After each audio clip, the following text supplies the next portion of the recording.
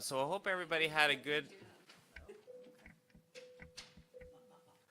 I hope everybody had a good long weekend, and no better place to be on a sunny afternoon than here in Township's Council Chamber. So we have some guests here today.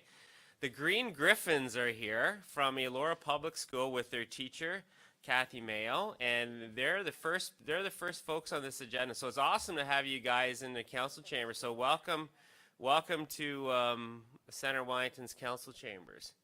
I'm going to call up Ms. Mayo to do an introduction and to explain why these awesome students are here today. I'm actually going to say very little, so I'm going to have you come up, and you're going to stand here, and I'll make sure they use the mic. Okay, and if you're going to speak. Okay. Yep, perfect. All right, so come along here, everybody. Can I just pick this up? Okay. That's ready to go? All right, all right. Take your time, everybody. Ready? Good? Hi, we're the Green Griffins from Elora PS, and we are here. We are proud to say that Elora PS is a gold eco school. We would like to tell you a little bit about us. There are about 45 of us from grades 2 to 6. We meet often to work on various projects.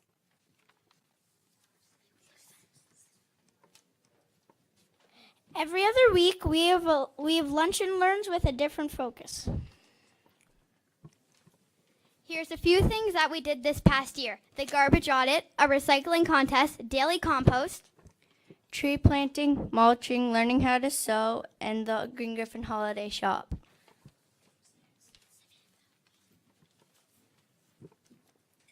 Everything that we do helps to make our community a better place.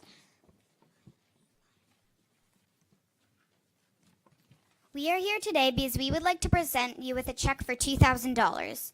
We raise this money at our holiday gift shop. We run the holiday gift shop at Christmas time with gently used items we collect from home. Students at Elora PS buy the gifts for their family members. The holiday gift shop is an example of how we can reuse things and reduce the amount of stuff we have in our world. This past year, we raised $2,180. We gave some money to the local food bank, and we are giving the rest to you today. We are so excited that the money will be used to install a water refill station at the green space in downtown Elora. We hope that this will remind people to stop using plastic or one-time cups. We know that plastic is bad for the environment, and it is our job to remind people of this. So, in closing, we'd like to say, Our water, our future, our time. Thanks from the Green Griffins.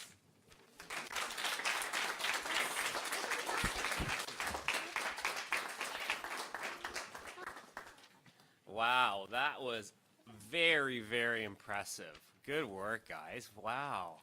That's awesome, and we're so excited to have that $2,000. That means that we don't have to raise taxes to put that water fountain in. That's awesome, and it's installed now. It's not operational, but soon it will be, and there's actually a little bowl for dogs to drink out of too. So we're so thankful, and we're going to get a picture with you guys here in the front here, so come on out here, and I see there's a giant check, which is awesome. And we'll get a really good picture.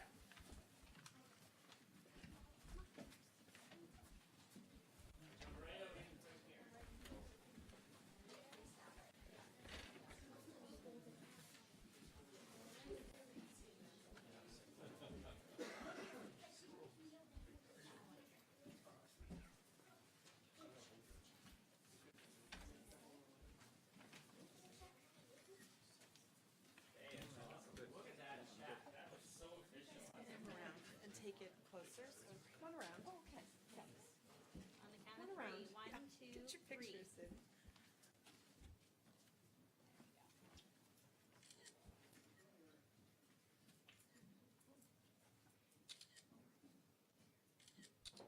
Can you guys say that water thing again? Our water.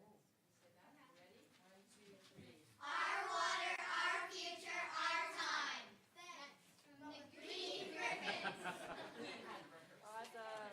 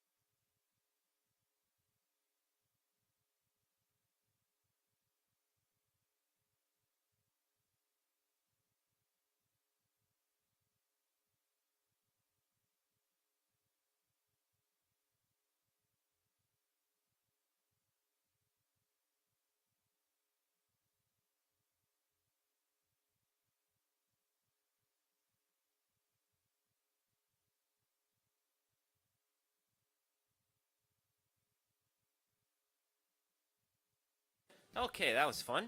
Moving on, any disclosure of pecuniary interest under the Municipal Conflict of Interest Act? Seeing none. Moving to, I should have done that before. Confirmation of the agenda. Oh, sorry. 3.2, introduction of local artists, and we have Beverley here to do the introduction. Welcome, Beverley. My thanks to the chair of the Elora Arts Council, Beverley, to do the introductions, please. Great. Welcome, Barb.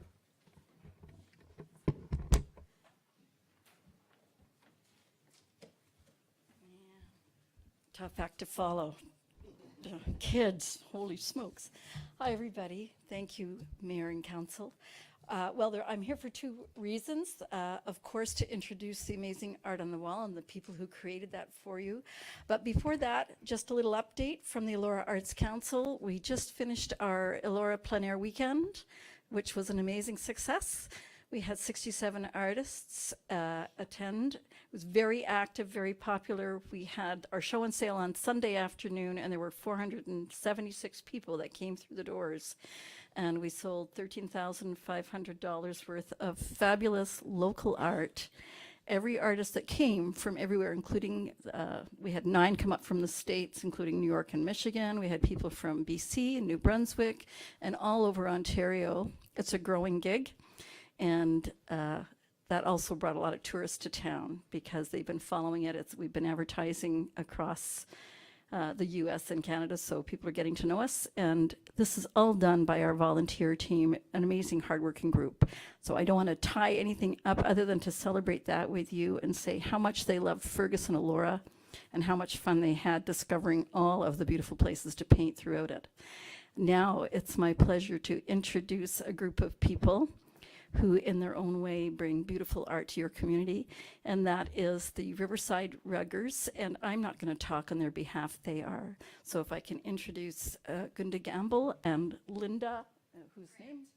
Thank you, come on up. So thank you so much for the opportunity to present them to you. Thanks very much for having us. Welcome. Yes. Basically, we are a small group that gets together on Wednesdays. Wednesday mornings, Yeah, yes. and I'm Lynda Grant and Gunda Gamble, yes. And we just get together to rug hook together. We get together in the Common Craft, which is a little shop just down the road from you, just on the same side, couple doors down. And that's operated by Bear Epp, who's one of our local people you probably have met. And so we get together to work on our projects together. Yes, we all do rug hooking, and we talk. It's wonderful. Yeah, it's a big gab session. We share our ideas. That we have our group is quite diverse. Some Yes. of us have been in the craft for a long time, Yes. and others are just beginning. So we encourage everyone to come. Yes. And we haven't got any men there yet, but you Yeah. never know. Down the road might be good. So basically, this is Gunta's side, and this is my side over here. But basically, rug hooking is it's 200 years old, really. And I think the pioneers, basically, they would make rugs from old coats and hook them through a backing. And that's basically what we do today. We have a backing, we have strips of woolen yarn, and we use a hook. And many people design their own, Yes. such as Gunda and we do, and lots work off patterns as well, so commercially prepared patterns. And don't confuse it with latch hooking, please. Yeah, that's all right. What's latch hooking? Well, it's different. The latch hooking, probably people are familiar with. You have the little pieces you pull out with knots and stuff. And this is, for instance, with my wool. I have wool material, I dye it, and then I cut into strips, and I pull those little loops up. And they're just little loops, and I just keep working them. And because I dye them, I have to be very particular where those loops go, because, for instance, my mom's portrait as a child there, you want to make that face look like a face, so you do have to be careful how you dye the wool and how you pull it up. Things like this with abstract, I use wools, I use yarns, fancy yarns, different cuts widths. So again, it's kind of important. You're looking at what material, what color, what you're doing. And that one I kind of went free form. I drew on a couple of lines and just hooked from there. And actually, my display over here, this is, my husband and I walked across England a few years ago, and so this is my journey across England. And we're starting, when we walk across England, if anybody's done the coast to coast, just start at St. Bees on the east coast and walk right across to Robin Hood's Bay. So these are just some of my pieces that I did from photographs. I just sketch in a few lines and then kind of keep the photograph in mind and work from there. And I have another piece that's just outside there, and I have a son that lives in Australia, so that's a typical Australian landscape close to where he lives. So once again, like Gunta, I use wools and yarns to kind of get the effect you want. In England, there's a lot of that yellow gorse, so a wool is a good piece of fabric to use. And once again, you just use different cuts, sizes to, I mean, particularly for your portrait, you would use a very fine cut. Very fine, yes. To get a distinctive sort of feature of the face. Yep. So, any questions? Thank you very much. That's impressive. And I think your new sign is amazing, by the way. Okay. Storm, Yeah, it looks so good. Common craft. Yeah, it looks good. Any questions from council? Councillor Foster. Thank you, Mayor. Ladies, my mom really likes rug hooking. She's been doing it for most of her life. Is there a place where I can take her to see some of your work? Well, you could bring her here. You can, or you can. And we do know your mother. She used to come to our group years ago. And, Oh, yeah, yeah, saw the last Joan. name. Yeah, okay, yeah, so she And knows your our sister, group. of course, too. Yeah. Yeah, So we're at the Common Craft on Wednesdays. We meet there during most of the weekend days. yeah, We not stay as in long. summer, but yeah, 9 o'clock till 1 o'clock or something in the mornings, and yeah. I mean, when your mom would have come, we were back in Fergus back then, We used to be at the senior Yeah. center there. so, Uh-huh. but now it's just like 2 doors down here. Yeah, so. and it's just a hive of activity of busy women doing busy things, and creative things. That's great. Thank you very much, and appreciate having your art here in our council chambers. It's awesome. Thank for you. having us. Thank you. Thank you. Okay. Yep.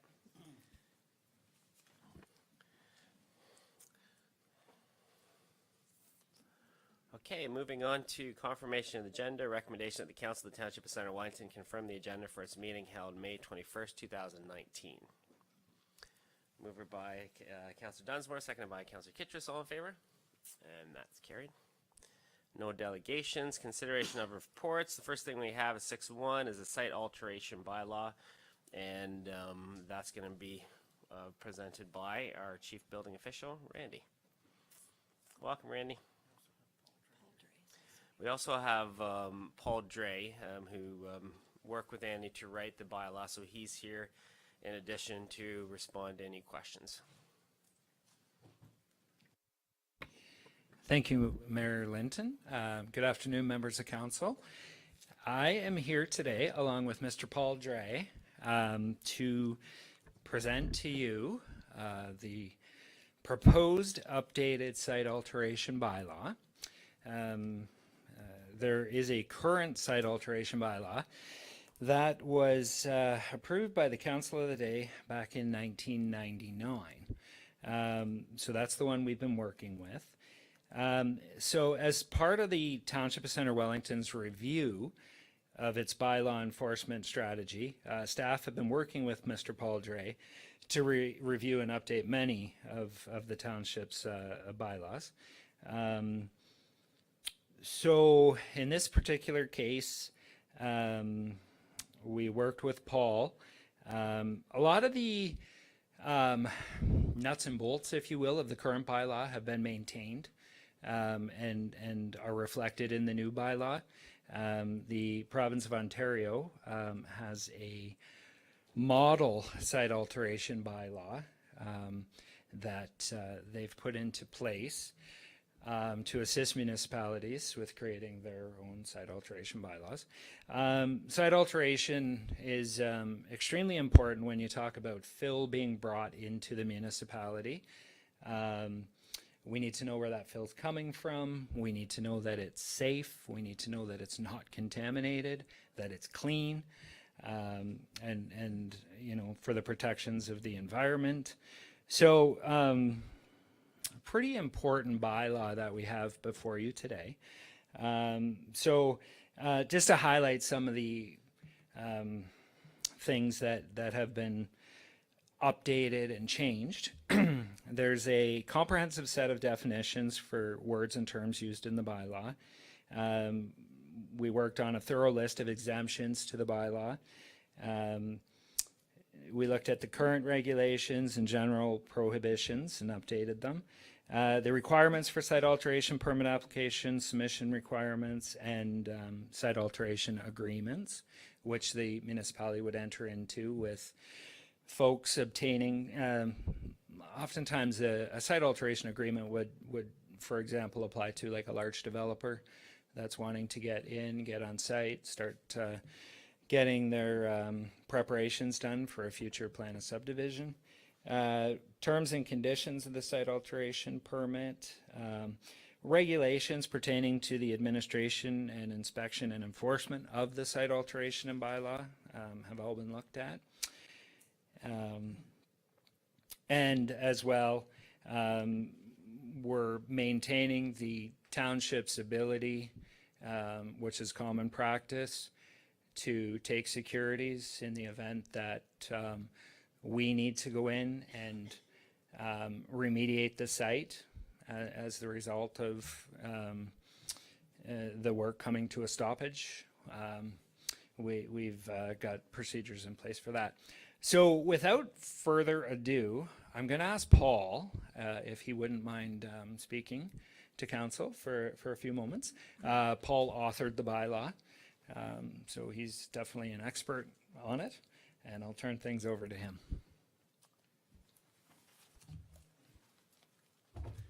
Thanks, Randy. I'm not an expert on anything, but I do write some bylaws. I just want to say what a wonderful segue that we had today. Paul, before you start, can you just let council know what your qualification, like where you come from? Like, introduce yourself a little. Sorry, bit. to the new councillors, I apologize. Some I see That's faces that I know. My background goes way back. I was an enforcement officer way back when. Police officer for 13 and a half years. I worked with the city of Brampton. Basically, after I left the police, which was Peel Region, I worked with the city of Brampton. I was in enforcement there. I was in planning and development, and the last part of my career, I was in the law department, and I was the prosecutor for the city. Basically, my background is municipal law. That's where basically I practiced with the city of Brampton. I did all their prosecutions for about 17 years. I retired. And now I represent about 34 municipalities and government agencies, do the prosecutions in the court. And one of the jobs that I've been given, unfortunately, is writing bylaws to make sure they're enforceable once we get to the court. And so that's a little bit about my background. I can just say that our last bylaw here, or one of the last bylaws, was the pool fence bylaw. And we just completed our first successful prosecution under that bylaw, which is gratifying for both the township, the bylaw officer, and the township. So we didn't take a hard-hearted approach. We got compliance, and we worked it through the court system without withdrawing any charges. So that's a plus and a real positive for the town. So can I just continue at this point? The one thing I wanted to say was I saw the students in here, and what a beautiful segue to coming on to this bylaw. Our water, our future, our time. That was what they said. And this bylaw is all about water, and I'm going to touch on that. What has happened around in municipalities is that fill is being brought into municipalities from my southernmost municipalities from the GTA. And as things move farther north, one of the places that had a very good, and still does, good fill bylaw is the town of Halton Hills. And they put that in place. So what did it do? It pushed all these people into Erin. Erin then in, I believe it's 2015, don't quote me the year, but had to move into a comprehensive fill bylaw. So what happens is, as development takes place in Kitchener, Waterloo, Cambridge, they have to find a place to dump all their crap. And so what they do is come into rural municipalities that don't have strong bylaws, don't have strong processes, and they dump stuff that we shouldn't have and shouldn't want. So that's sort of where the push comes from. I see signs all around town, and I think some of the councilors here, you know, ran on a platform to save our water. Well, you can save all the damn water you want, but if it's contaminated, people can't drink it. And the stuff they are bringing in, I'm working with, believe it or not, Niagara Falls, and remember Love Canal. But Niagara Falls, I'm dealing with a prosecution there, and I said to the city, why don't you just go in and clean this mess up? They said it was an old battery factory. We don't want to touch it with a 10-foot pole. So where is that stuff going to go? Likely not in Niagara Falls, but it's going to be out in one of the hinterlands around Niagara Falls where they're going to dump fill. And that's one of the reasons we're here. So what we did was look at the bylaw and we said, okay, there's fill and then there's fill. So we created two different types of permit. One is a minor permit that you come in, and a lot of the bylaw is written that a lot of those conditions can be waived by the chief building official. And basically it's for, again, protection, but it's not to make it too onerous. You don't have to put securities up. You don't have to do all those things for a minor fill permit. So anything over 20 centimeters where you change the grade. So one of the questions that even was raised was, well, what about big rocks and so on? Rocks don't change the grade. It's only when you push dirt against those rocks and fill that it changes the grade. So they're part of the definition of fill, rocks, gravel, those type of things. But you could have a pile of rocks. A pile of rocks doesn't change the grade. It's when you use that pile of rocks to change the grade, and there's a definition for grade, existing grade, and change of grade in this particular bylaw. So when we drafted the bylaw, we didn't do it in isolation. So we didn't all go into a little room huddle and say, what are we going to do here, and make a bylaw. We looked at places that had difficult bylaws and good bylaws. One was Burlington, had a good bylaw. Halton Hills, another good bylaw. The Ontario Soil Regulation Task Force, which was formed in 2014, had a model bylaw.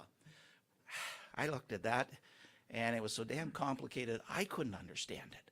So we kind of changed that and made things in this bylaw flow. You may not agree with everything, but at least it kind of flows in a proper manner. The other thing we did, we looked at other bylaws. I've just said Burlington, Halton Hills. We did look at Erin and Puss Lynch because they'd had issues with fill. So they're relatively new bylaws. I think your bylaw is better. I'm self-serving talk now, but I believe it's going to be one of the best and one that other municipalities look to pass in the future. The other thing is administration. One of the issues was who administers this, and your current bylaw was the chief building official. We didn't change that. So we didn't change sort of the way things were going to be administered, and this will be administered by the chief building official. As I said, there are two classes of permit, large scale, and the other thing we put in the bylaw, if you notice at the back, is an agreement.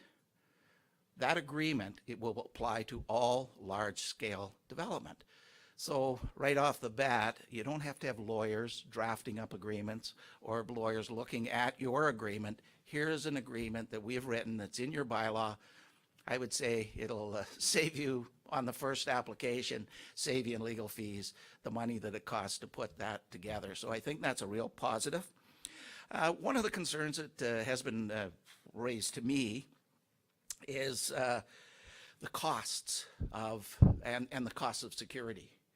And basically the reason we have the costs in there is if you have a project where somebody brings in contaminated soil, and so say we put the cost of that project at $200,000, and now they don't fulfill the terms and conditions and bring in contaminated soil, that $200,000 that you collected won't even scratch the surface to remove contaminated soil, believe me. When you have to start removing that, you have to have hazmat teams, you have to have people at the landfill sites. It's unbelievable costs. And that's what we're trying to do here is it's a preventative bylaw, so we don't get to that contaminated soil that you then have to, at your expense in some cases, take out.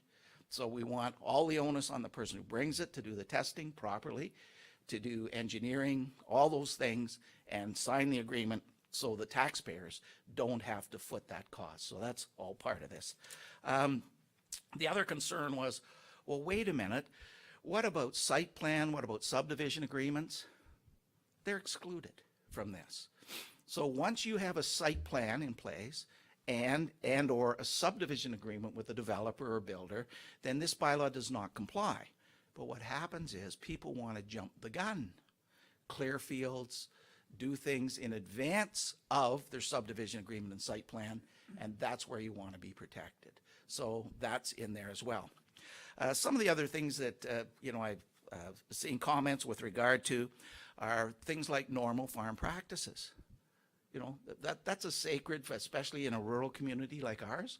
And it's been suggested, or somebody suggested, that we define normal farm practices. That's why they have a farm practice review board, because nobody has been able to define it yet.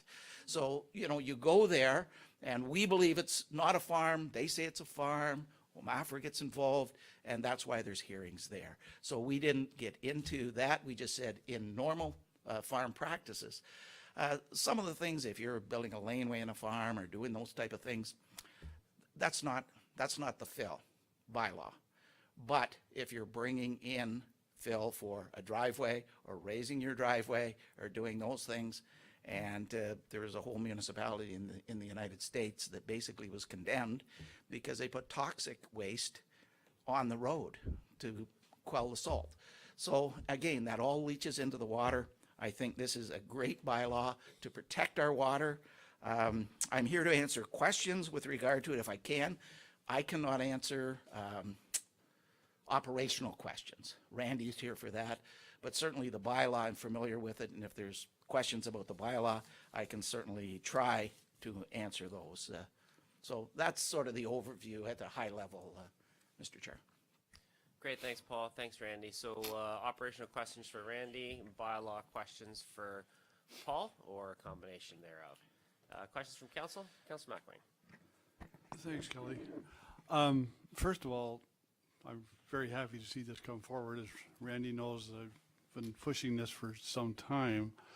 My question is, does this only apply to import of fill, or does it apply to regrading of the land that sits today and changing the grade?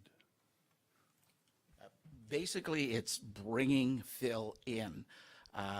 So you're importing fill, you're bringing something in to make, your land more arable, those type of things, bringing something in for a driveway. But if you're moving, and especially for farms, moving dirt around on your own farm, that is not the intent of this.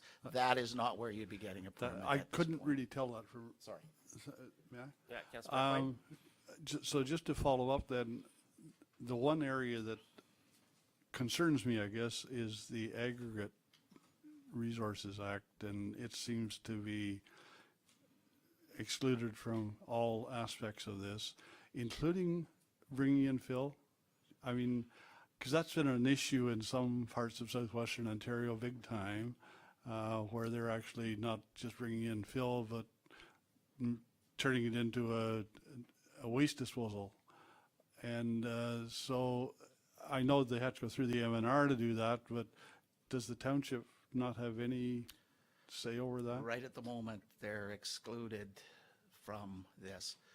I'm a little older than most of you here, so I remember when municipalities did not have the authority to regulate fill, and you had to do it by private members bill, and I worked in Brampton then, and we had a private members bill. So, things have moved along, but aggregate is excluded. That's why it's excluded in the bylaw.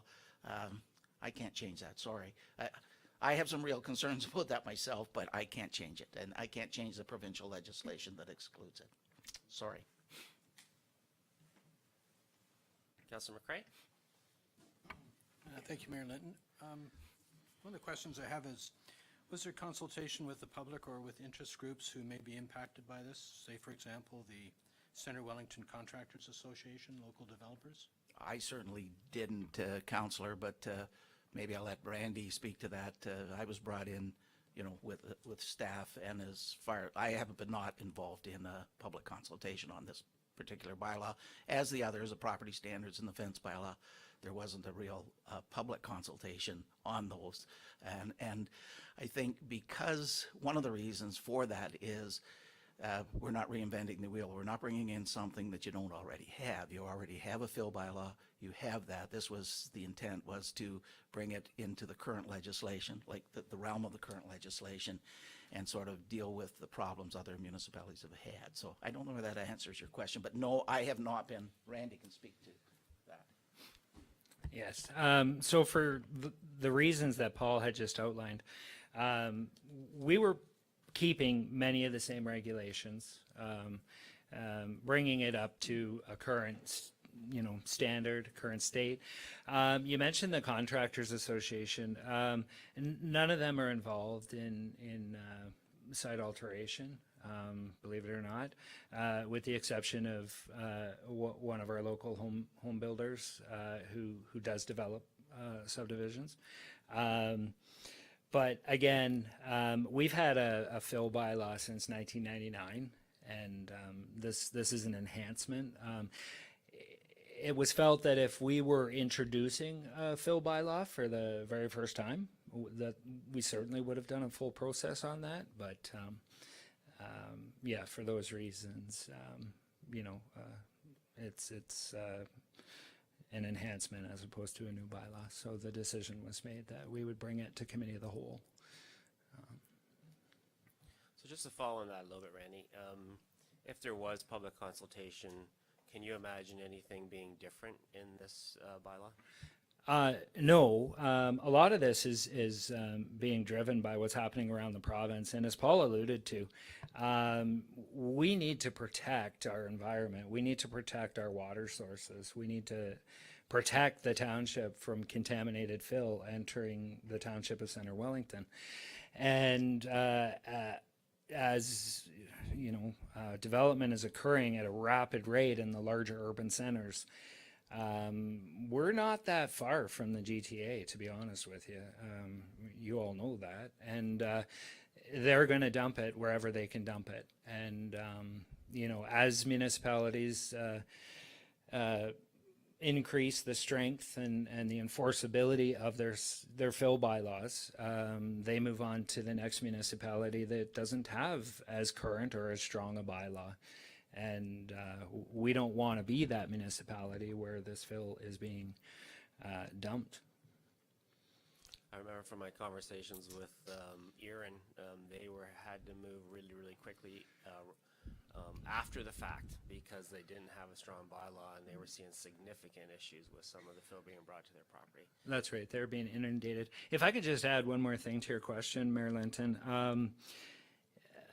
Most of the site alteration permits that we deal with, or a fair share of them, are from like the Sorberas and the McPherson Builders and folks like that, like developers that deal with site alteration in municipalities on a regular basis. So we don't have a whole lot of local, even the contractors that carry out the site alteration, save for a few, they're generally not local contractors either. They're coming from other places. So again, the point I'm making here is everyone we deal with site alteration is generally familiar with it. Follow on, Councilor McRae. Thank you, Mayor Lynn. Randy, I guess my concern is, in reviewing this, I went to look for the existing bylaw. I couldn't find it on our website. So one of my questions is, how will the public know that this document exists? The other thing, too, is how will the public know whether or not this bylaw applies to them? It's not clear reading through this document whether or not I need to apply for it.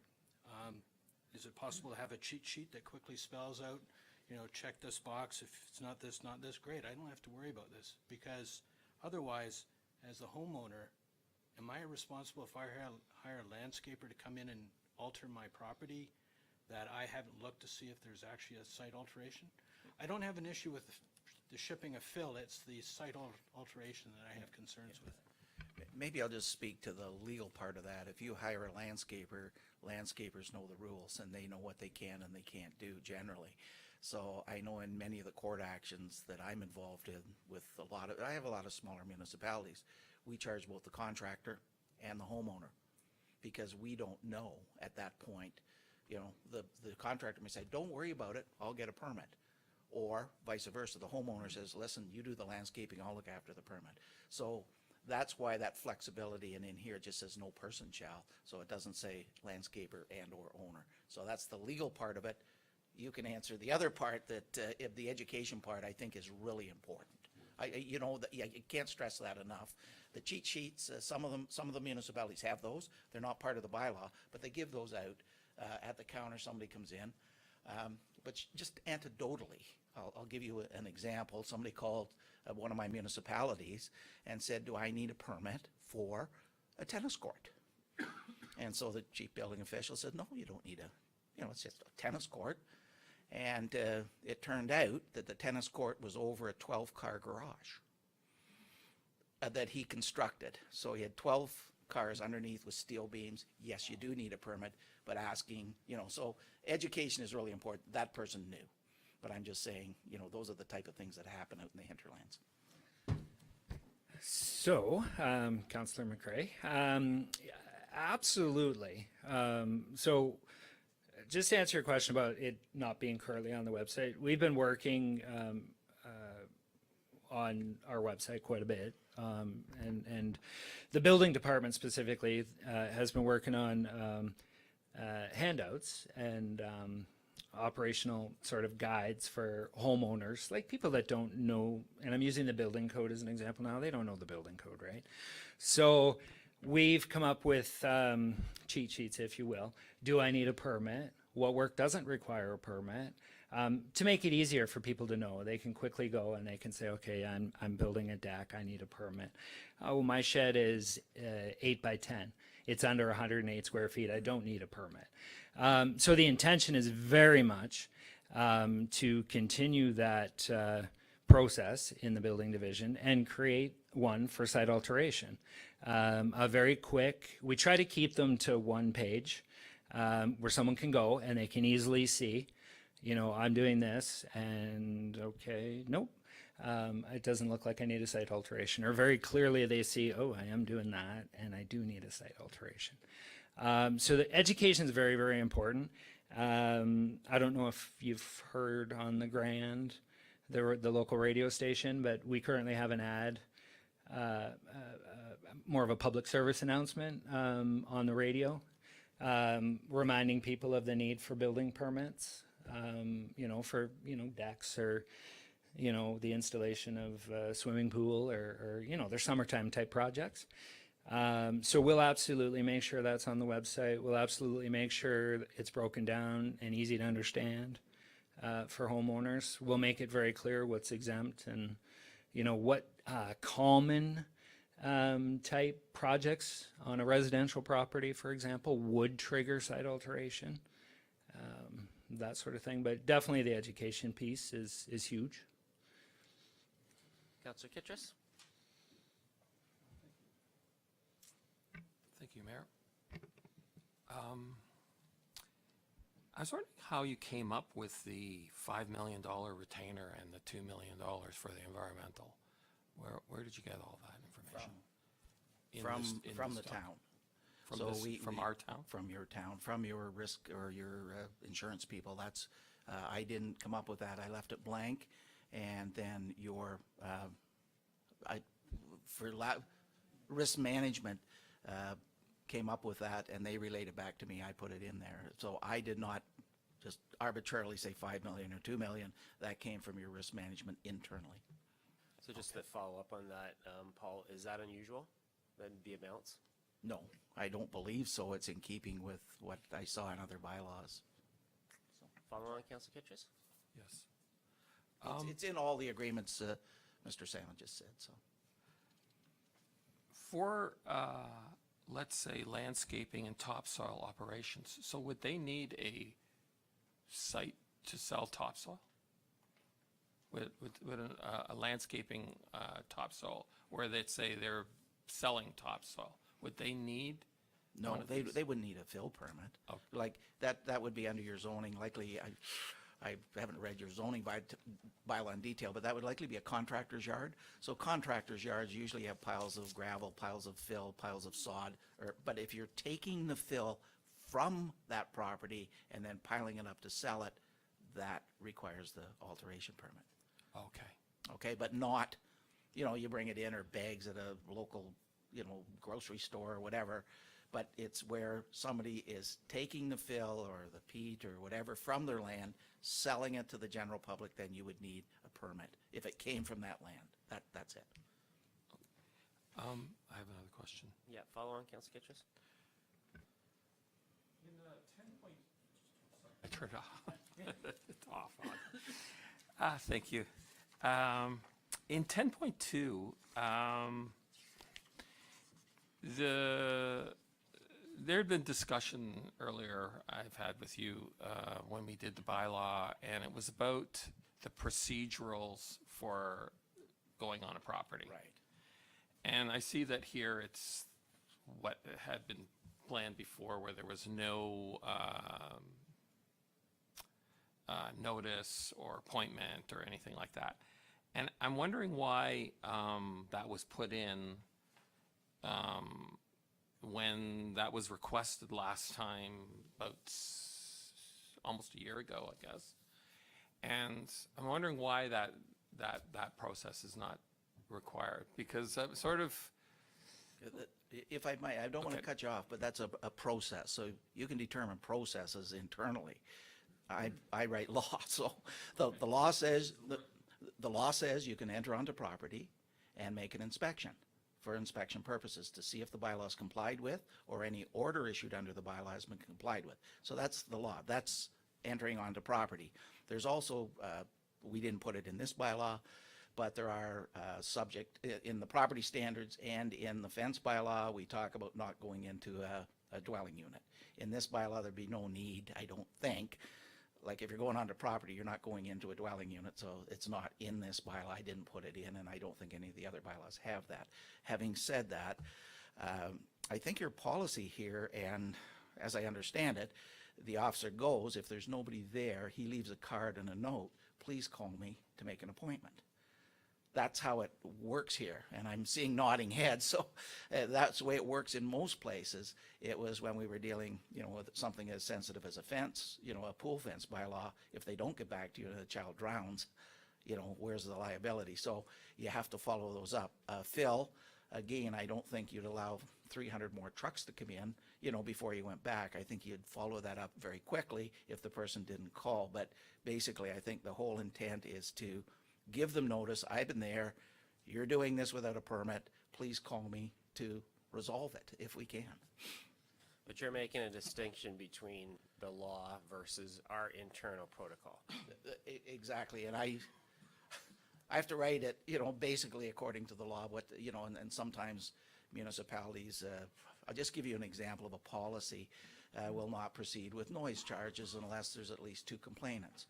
Well, the law says if you make a noise likely to disturb, you can go to court, but then you have a policy that says unless, so that's just an example of, where it differs. Does that answer your question, Councillor? Okay, thanks. My apologies. If I could add, Councillor Kitchers, since the discussion was had previous, bylaw enforcement has instituted a policy of using door knockers. So when the bylaw enforcement officer goes out on the first call, if nobody is there and there's no apparent life safety, immediate threat to life type issues, he will actually complete the door knocker and leave it there and have them contact. Because much the same in building code enforcement, we always want to work with residents and have them invite us. But we try not to get to a point where we have to use the law in its strictest form. We always want to be there in an invited capacity to discuss what's going on and try to come to a resolution amicably.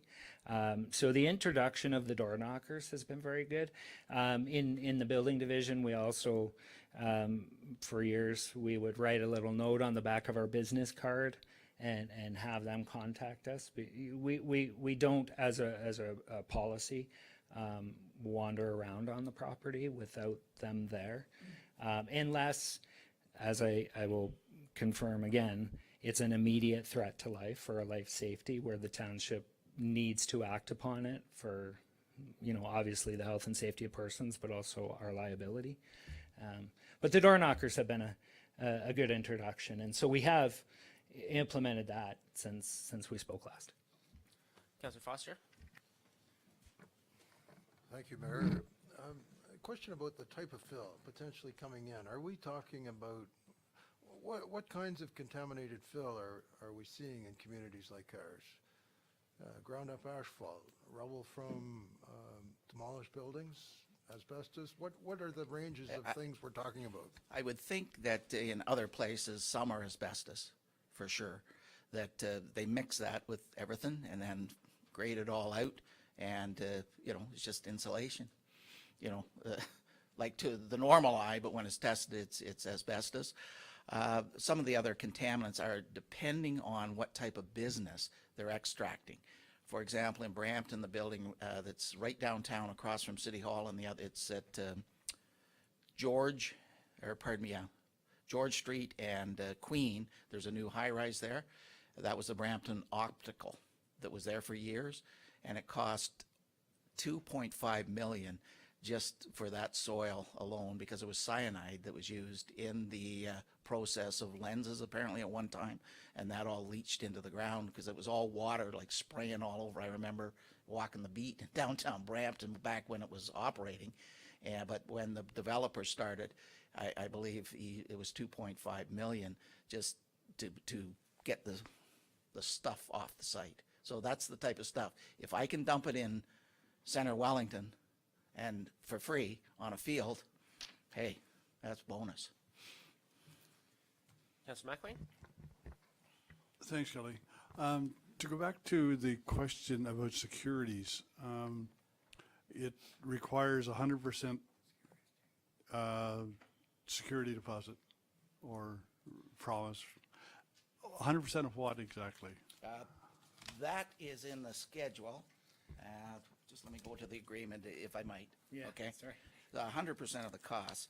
So it goes here in the amount of 100% of the estimated cost to the satisfaction of the director, again outlined in Schedule C, to maintain the site control measures, stabilize the site, undertake the completion of work outlined in another section, performance of any works that the township or publicly owned lands which service the site, and guarantee payment to the township as itemized in another section. So it gives a list of things. So those are the things that the director has to consider. What are you doing? What's the scope of the work? What is it going to cost? Because even those costs, and I mentioned earlier, if you have to remove contaminated soil, wouldn't even scratch the surface of those costs. I kind of, that's what I read, and I still didn't quite understand it, because I would assume, well, I probably shouldn't assume anything because I don't know the business, but it's the costs for doing all of the things you just mentioned. If it's somebody bringing in clean fill, or a small amount of contamination or a huge amount of contamination, the costs are going to vary considerably. So at the beginning of the process, how do you determine the costs, I guess is really what my question. I would say basically on the amount. At this point, you don't know whether it's contaminated or not, but that's part of the process. They have to supply the testing that it is not. So when a company does the agreement, it's all in there. They have to supply proof to the director that it's not contaminated. And again, anecdotal, but my property when I was in Halton Hills was on the escarpment. Somebody brought fill in there, and everybody was on that person like a fat kid on a Smartie. And basically they did all the testing, and it was found that it was clean fill coming out of Burlington or Oakville, and they were spreading it on a wayside pit, an old gravel pit that was mined years ago. That was what they were called. So, and everything was fine, but the testing was done and that application was done, so. If I could just add, Councillor McElwain, our current bylaw that we have in place right now, it does state that a security deposit be lodged with the corporation equal to the cost estimate for the work authorized by the permit as approved by the chief building official to guarantee that the work is completed in accordance with the permit and any related plans and documents. So this is something that the bylaw that was put in place in 1999 has always had in it. And when we're going through the process of an application for site alterations been made, we get a cost estimate from the developer's engineer of what it would take to remediate the site or complete the works that we've issued the permit for in the event that it doesn't happen for whatever reason. And it's really important that we can afford and take adequate securities to I'll give you an example. So site alterations, you know, of a subdivision or you know, a project involves the stripping of all of the topsoil and the grass and everything off. Once you've removed that cap, if you will, you've got a real situation, not only for, you know, water ponding and things like that, but in the case of a sandy site, you'll have that blowing around throughout the neighborhoods. People's cars are going to get coated, people's windows on their houses, the roofs of the houses. So we want to make sure we take adequate security that we can put that cap back on and seed it so that we eliminate that problem from happening. So if you're only taking 10%, well, you're not going to be able to do much in terms of remediation. And what we don't want to do, and you know, should be avoided, is to put that cost onto the taxpayer. I mean, we need to take adequate security so that that security can pay to do what it's there for. But I will tell you, in most cases, it's going to be returned because generally the work is done and inspected and confirmed to be in conformance with the site alteration permit. So the security does most times get returned. Councillor Vanderlyn? Thank you, Randy. There's a couple things I just have a quick question on. One, obviously, this is going to be done through the building department, so I wanted to know if make sure the building department has the time to conduct these, the inspections, all those kind of things, and the expertise to kind of walk through each application, because that again adds a workload to the building department, which I know you're doing now. But yeah.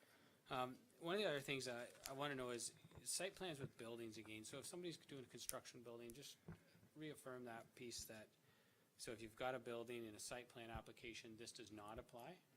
Okay. It does not apply. It does not apply. As long as that That's in site plan. right at the start of the bylaw, there's exemptions. Right. And if you go, I think it's one or like this sort of the second exemption there, it says if you're under a plan of subdivision or a site plan, it does not apply. Okay, and that's where, because you said section C and you started reading and there's a lot of C's in this thing. Yeah, I know. sorry. So I was just saying, so sometimes, That was the agreement. I know, I was rolling as fast as I can through this stuff, so that's good. And then the other piece is, so when it's a smaller one, we talk about the amount of fill. So for example, if it's a long driveway or something like that, and it's you're maybe not changing the grades, but you're taking topsoil, you're putting a long driveway or process. Let's say it costs $30,000, but it exceeds the amount of quality of fill you put in here. I see there's a cap in there. So then you would say then, okay, we would just need, you spoke about engineers, but also quotes. We would then have to come with an engineered plan for that driveway plus is $30,000 up front plus. I just want to know what kind of leeway is in there for you to determine. Okay. I'm going to answer hopefully everything. I've hopefully remembered it. If I missed something, please tell me, Councillor Van Loon. And then Paul will fill in what I missed. So the building department is administering the bylaw and issuing the site alteration permits. Doesn't necessarily mean that we have the bulk of the work in the process, because I'll be honest with you, we don't. So when a permit application comes in, it's taken in like a planning application, much the same as site plan approval. And the development engineering technologist is the unsung hero in all of this, really. He does the bulk of the work. So Lee Wielden, who's actually here, he reviews and works with the developers, works with the engineers, the civil engineers, because quite honestly, site alteration is a civil engineering type function. It's not the type of engineering that we're used to doing with building permits, for example. So a lot of that work, working with the plans, the grades, the drainage, the quantity of fill, the security requirements, the estimates, right up to the point where Lee would come up with a list of conditions for the permit. I simply put those conditions onto the permit and issue it. Municipalities, Paul had mentioned Erin and Pushlands, they're both administered by the building division, which it makes sense in the sense that we deal with permits every day, all the time. So we have the staff and the abilities to take the applications in, process them, issue the permits, and collect the fees, and so on and so forth. So it's really not, there's no change to the process we're already doing, I guess, is my response, Councillor Van Leeuwen. And through all that, I think I forgot your last question. And number 2, I think you answered, which was site plan with building is fine. The other one was, like, how much leeway do you have if you're not, like, if you're doing a large amount, but you're not changing a lot of grading, you're just bringing in fill. I'm envisioning doing a long laneway. You're going to get some gravel from Murray, Greenwood. Do we have to start saying, well, this is where that's coming from, this is where that's coming from? You have to fund everything twice. Is that what we're expecting? No. From the builders. Again, I'll let Paul weigh in on this one too, but we haven't typically looked at those the same as, like a large scale site alteration, right? And even with the securities, we're going to look at what's appropriate for the circumstance. And somebody putting in a laneway for a future new house, or a new laneway on a farm to access a barn or something. We're always operating not only with the bylaw, but with the realm of common sense. Does it make sense to spend more on securities and engineering and so on and so forth than it does to actually install the laneway? We have a lot of in-house expertise. And again, going back to Lee, he's very good at what he does. And if he can look at the situation and say, you know what, this is good the way it is, we don't need to do this, this, this, and this. He's the expert, and I follow his advice. Do you want to add something? No, I think I think Tell me I did a good job. yes, actually, but the big difference is the small to the large permits here. And there's a lot more leeway that Randy has on the small, the way the bylaw is written, than on the large. You must do this, you must do that, you must do. On a small one, say you've got a gravel hauler, he just swears an affidavit that it's clean fill from the, whatever pit, and that'd be fine. Councillor Dunsmore? Yeah, Councillor Van Leeuwen asked the first question, but you said that site plan and subdivision agreements are exempt. So my question then says, on those larger subdivisions, who checks their fill? Like the larger subdivisions, they're going to be changing the grade, they're going to be bringing stuff in. Who checks that? That's a staff question. There's a subdivision agreement, and there's also site plan agreement. Who checks it here? I have no idea. In other places, Public Works, the engineering department in some places check, those things to make sure they're building according to their agreement. Sometimes it's planning. It just depends. You have to answer that one. I can't, sorry. Okay. I got to tell you what I know is happening, that I see on site. So in the case of a subdivision agreement, there's an army of engineers that are working for the developer. And as the dump trucks come in to the site, they have their tickets from where the fill was loaded.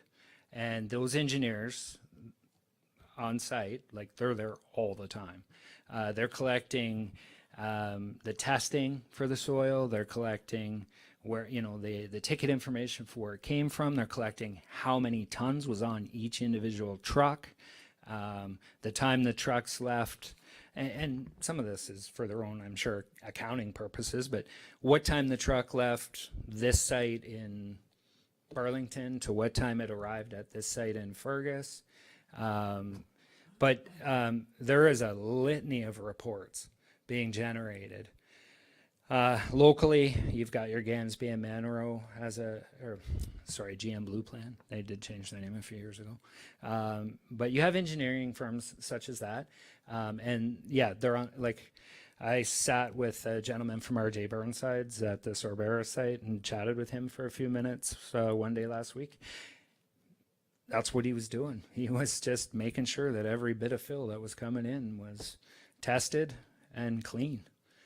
Because they have a huge stake to play. Like a big development company like that, nobody makes anything off of a callback. That's a common phrase in the construction industry. And if it comes out that there's contaminated soil, I mean, that's a huge issue to rectify. So there's people where the material's being loaded, and there's people on the receiving end. So it is being addressed through both processes. Councilor Frey? Thank you, Mayor Lynn. Few questions. I guess, first of all, Randy, did you get a copy of the questions I sent out? Yes, I did. Okay. I guess the second thing is, related to those questions, I have quite a few of them related to wording and things like that. Have you had a chance to review that? I got it today at 2:00, so that really doesn't give me a lot of time, to look. I looked at some of the things I can answer yes, no, like go through some of them. Yes, that's a good idea. You even caught a spelling mistake. Wonderful, from steam to stream. So, great detailed, analysis of the bylaw, but I haven't gone through them. And what I said I would not do today is law on the fly. Because, you may have made a good suggestion here. I say, that really sounds great. We'll make that change. And then it changes the whole context of the bylaw. I've been there before, and I learned by my mistake. So, one word can change a context for another section. So I want to look at it in the context of the whole bylaw before I make, like sort of law on the fly. A lot of the points were, well taken. Some I can answer yes or no very quickly. What I would suggest with those is after today's meeting that staff sit down, we go over those in detail and, sort of look at them and say, here are the ones that we feel, as a group are, really important to make a change or whatever. So that'll be up to staff. That's not up to me.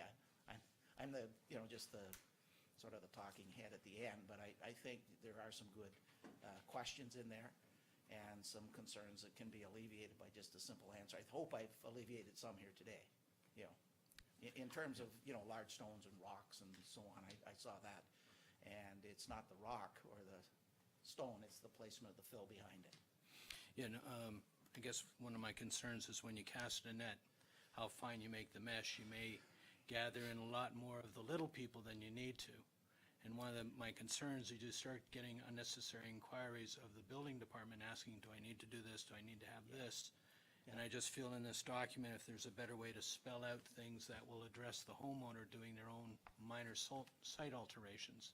Like, for example, the requirement that there's no site alteration on Saturday or Sunday or stat holiday. Yeah, that basically goes to the major, that's the major ones. The other, if you're doing a site alteration, that doesn't apply. So that is to the major ones with the agreement, and in that agreement it says, here's when you can work, these are your haul routes, this is when the trucks, so 500 trucks are not going by places on Sunday morning at 6 o'clock. So that's the reason it's in there. There's nothing in the individual application to deal with, like, that says that has to be. So just try and think that's the big picture, that's the big one, and not the small one. So those are the type of questions I can answer here, but you asked a lot of questions. So just to follow up on that, Councilor McCray, the agreement that staff will be pulling together a checklist. Does that help with any of the questions that you submitted? Yeah, checklist. Mm-hmm. Yeah. Helping the homeowners determine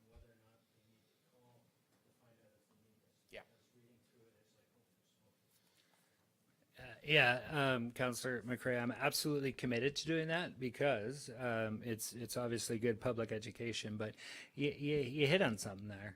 That's going to reduce the amount of phone calls and the amount of staff time devoted to answering those questions.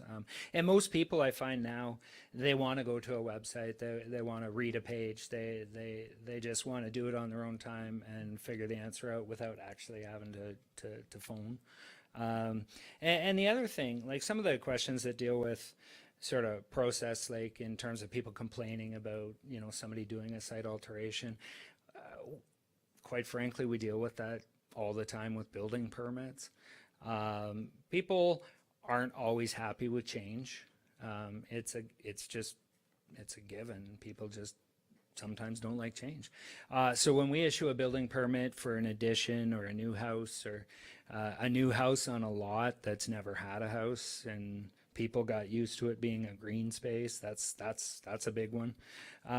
But the way we deal with that is, if it's in compliance with the bylaw and there's no contraventions being, done, as much as people don't like it, there's nothing the township can do.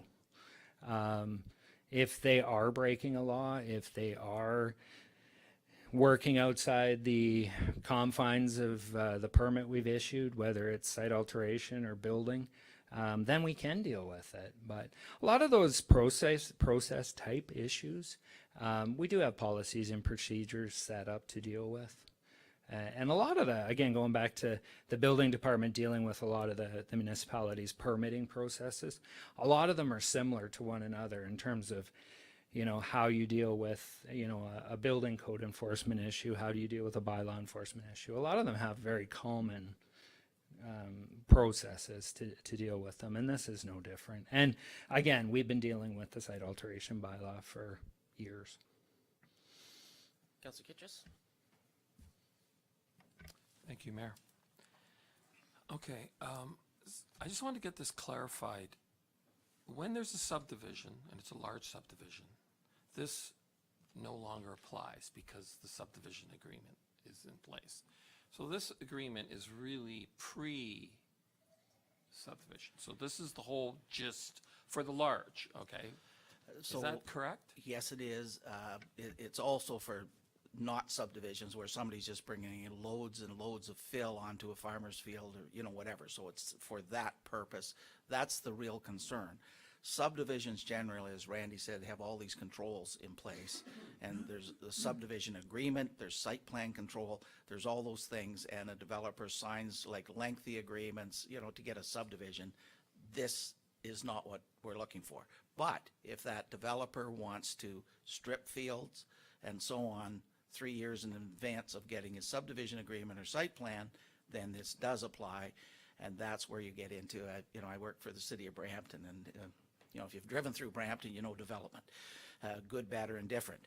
But we had one developer that went in and stripped, and they were closing down roads for dust. Like it was like a dust storm because he cleared all the topsoil off. So now you've got all this stuff blowing, and it was just a nightmare. So that's why the securities are there, so somebody can go in and correct that if they won't. In this particular case, a reputable developer went in and corrected it. But if somebody doesn't, you want to have that ability to go in. But that's under an agreement, and this fill bylaw rather than subdivision agreement at that point. Does that kind of answer it there? Yeah. Okay. Yeah. Andy? Just because it's a large and small. Majority of stuff that's on small property, individual properties, they're not wanting contaminate. They're doing their due diligence to know where that's coming from or working with a contractor. Our biggest concern with regards to property changes in the urban center, the small lot or a couple lots, is drainage. That's our bigger concern than the fill concern for smaller properties. It's when a resident next door changes their layout of their property and doesn't conform to the overall subdivision grading plan, and you have drainage patterns of changing all over the place, and all of a sudden somebody's getting a lot more water. It's typically on a fill issue, it's a grading issue. And so it's not the soil coming in or how high it's going, it's the fact that they're blocking drainage patterns from one neighbor to another's neighbor. And that's where we have the smaller minor, and that's why the fill's not typically a problem. With the smaller residential components, it's the grading that happens after, that we don't catch it this way, we deal with it from other means. Anything else from council? Councilor Kittrus? I'm kind of concerned about this not having enough consultation with developers and contractors and landscapers and all that, and just the public generally. I realize that you did your due diligence through other municipalities, but I'm concerned with some input because I think it's punitive if you have this large amounts of money tied up initially, when it's sort of saying that you're guilty of something when you're just doing work for your development for a large, and I just sort of feel like that area needs to be discussed a little bit more, because you're going to get the agreement again, and it adds cost to the development, and then in the end, the consumer has to pay that. Yeah, And so that's what I'm kind of concerned about, this huge sledgehammer approach to the proposal. And so I just sort of feel that might be anti-development. Yeah. And so that's my concern here. You know, not to get into development, anti-development, all those things, I don't think any deposit that somebody makes is, you know, I mean, it's like paying for your beer cans. You know, you make a deposit, you get your deposit back. There's going to be a deposit here, you get that money back if you fulfill all the conditions. So, yes, there's some interest on that letter of credit, I understand that. So it's not free, but it's certainly not to the extent of being, I don't want to be argumentative, but it's certainly not to the extent of being punitive in terms of that deposit, because you get it all back. The only fee that you have to pay is for the permit fee, and that is a reasonable fee. It's not in this bylaw, it's in the fees and services bylaw. You guys regulate that. So if you think that fee's too high, put it down or put it up, whatever you see. There's no legislation with regard to this. You can do that. The fees for deposits, really important. I've just been around too long to see people who don't fulfill what they say they're going to fulfill. And if you don't have the money and they're out of business, good luck. As my dad used to say, you can't get blood out of a stone. So you take that deposit up front, or that that letter of credit, and then if somebody does have hard times or goes out of business, at least you have that some money to go back in and try and do the remedial work. So I don't see it as punitive, but you know, you may see it as punitive. I don't, like in the terms of what it costs. But I think this doesn't stop business at all. It's not trying to stop subdivisions or plans of subdivision or site plans. Really, this is for another purpose, and that the purpose really is for people coming in with contaminated soil at the end of the day.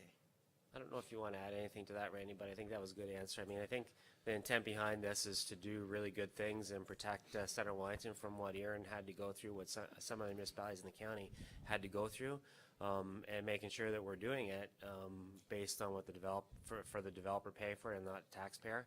Because I do think that doing it retroactively is a mistake, and so we're trying to be proactive, and bringing in Paul to go through our bylaws was really to bring that, you know, make sure that our bylaws were enforceable and that we're doing everything we can to actually enforce bylaws, because being able to enforce our bylaws is kind of important for us, and that this does that. And just to reiterate, are we talking about anything related to fees in this bylaw? So the fee stays the same. Okay. Correct. The fees in the fees and charges bylaw. Mayor Linton, if I could add, and also further to your point, Councillor Kittrus, the securities is not an unusual thing. All municipalities with site alteration bylaws, and I've looked at a lot of them, all require securities. As I mentioned, in most cases, those are returned because everything goes off exactly how it was supposed to. What we don't want is to have the site alteration go off the rails, there's a bankruptcy, the developer pulls up stakes and goes away, and we didn't take securities, and we can give out invoices forever that will go unpaid. But we need to remediate the site. What I find with the large site alterations that we've dealt with, specifically in the last few years, as an example, the applicants, they just want to know what the amount of the security is, and they'll write a check. It's not a hindrance.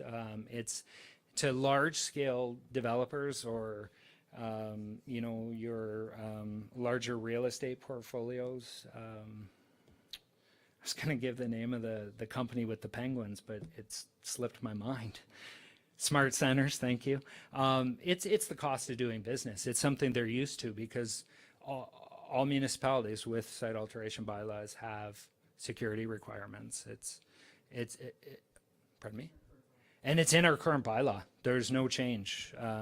We're going to keep doing what we've always been doing with the current bylaw since 1999. So just as they move ahead. Sorry, just go make sure you do this. But I just wanted to confirm one point there because we're talking a lot about security bylaw. Has the amount of securities we're asking for increased with this change? No, Okay. it is the exact same. Okay, Paul. Yeah, and the securities move as the process moves. So you have a site alteration, you have a security, you get that back when you sign your subdivision agreement or your site plan. So then you have to post a new set of agreement at that point. Councillor Foster? Thanks, Kelly. And on that point of securities, there would be no cost at all to the business unless we drew against the letter of credit, am I correct? So in most cases, when they're compliant, there's no cost to the business at all. That's correct, Councillor Foster.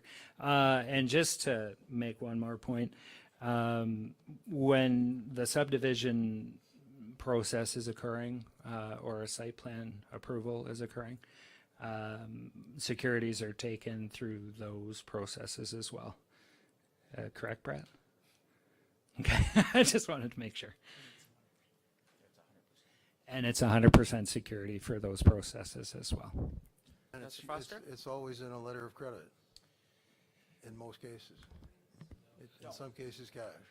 Yeah, no, it doesn't have to be. It is sometimes that way. I've actually had site alteration permits where it's been a check, like a certified check, and it gets cashed and put in an account and held there until they fulfill their obligations, and then we do a check requisition to the finance department, and they get a check from us for that amount. Anything else from council? Okay, good discussion. Thanks, Paul. Thanks, Randy. Thank you. Read the recommendation that the Council of the Township of Center Whiteson authorizes the mayor and clerk to execute a bylaw adopting a new site alteration bylaw and to repeal bylaw number 99-46. Mover for that recommendation, Councillor Foster. Seconded by Councillor McElwain. Sorry, Councillor Van Leeuwen. All in favor? Opposed? And that carries. Thank you very much. Thanks a lot. Thank you very much. 6.2, Transportation Master Plan, Notice of Study Completion, and we have our Managing Director of Infrastructure Services, Colin. Welcome, Colin. Yeah, thank you, Mayor Linton, members of council. So very excited to present to you today the Transportation Master Plan, and just to provide some background, this project kicked off just about 2 years ago. We're almost 2 years, within a week of 2 years ago, May 2017. And there's been extensive community consultation on this plan.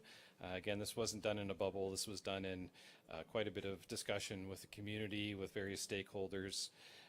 We participated in the October 2017 Key Projects Open House, April 4th as well, 2018 Open House. There was a presentation to the previous council last June.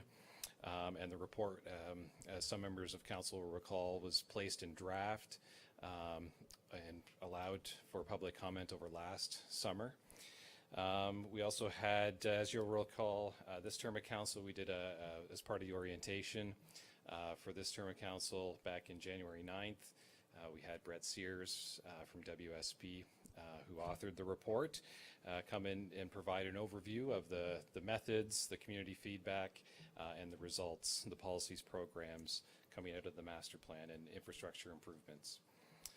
And so that was back in January, and again, the report was revised at that point, put on Connect CW with opportunity for the community to comment again.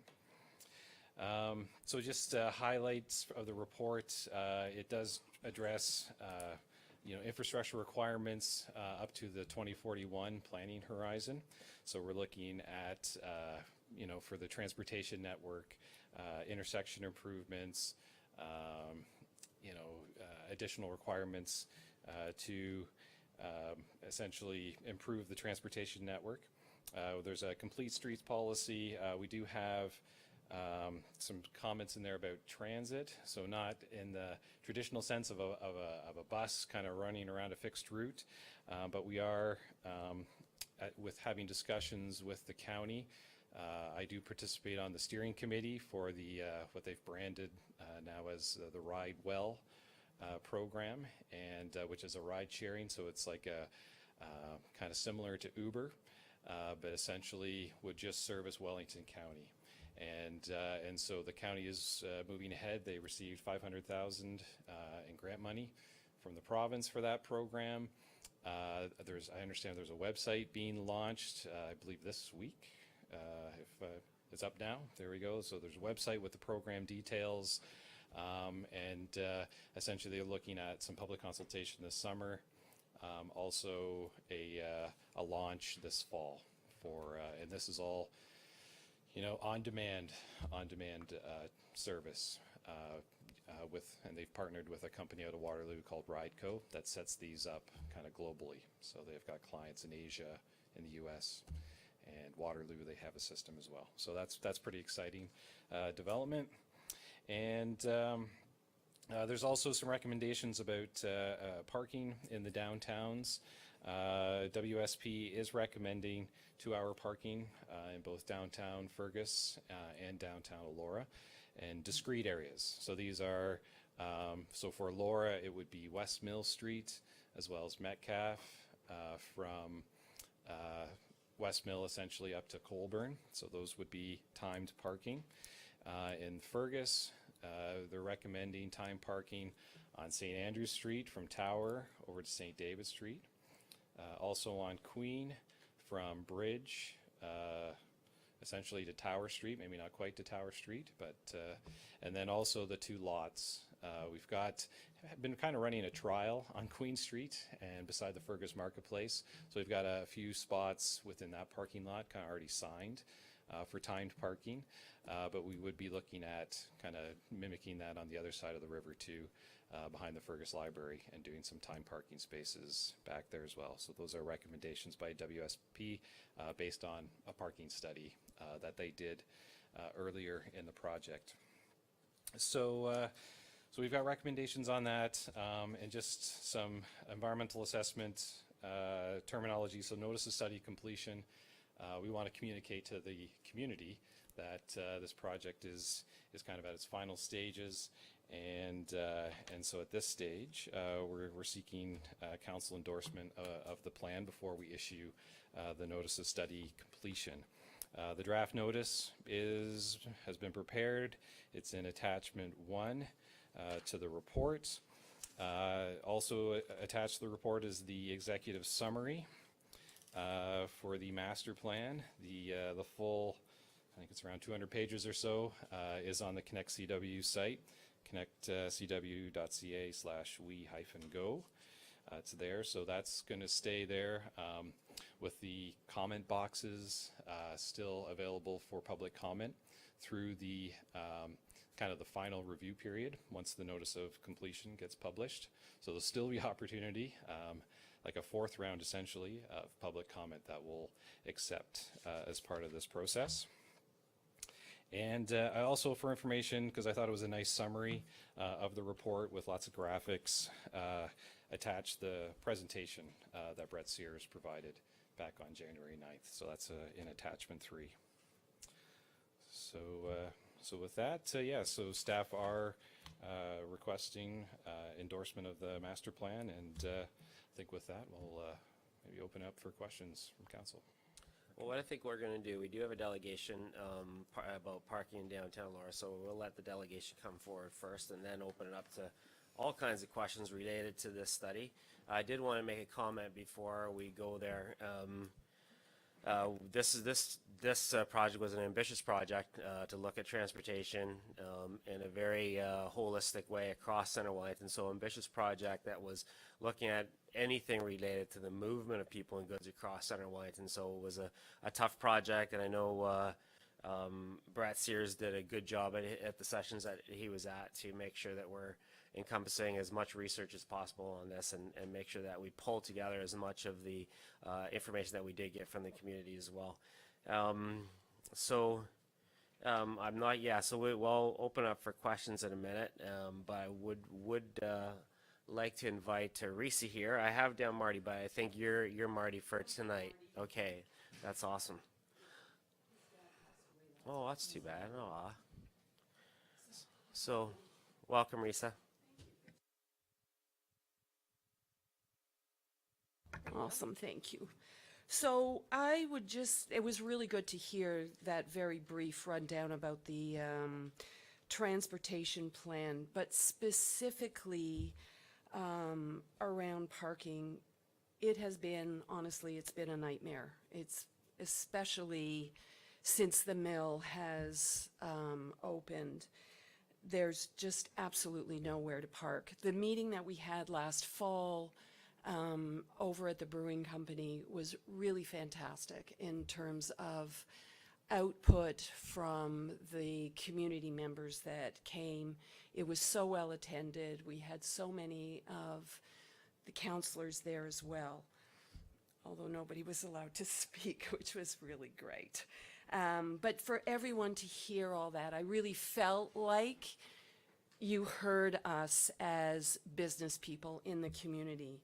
So a couple of things that came up that I don't believe are actually in the plan. We're really needing 15-minute quick spots on each block. We've sort of done a walk around in Elora. I don't know what's happening in Fergus. I can only speak to Elora. But it's really, really important. Somehow we have to figure out a way to keep long-term residents off the street.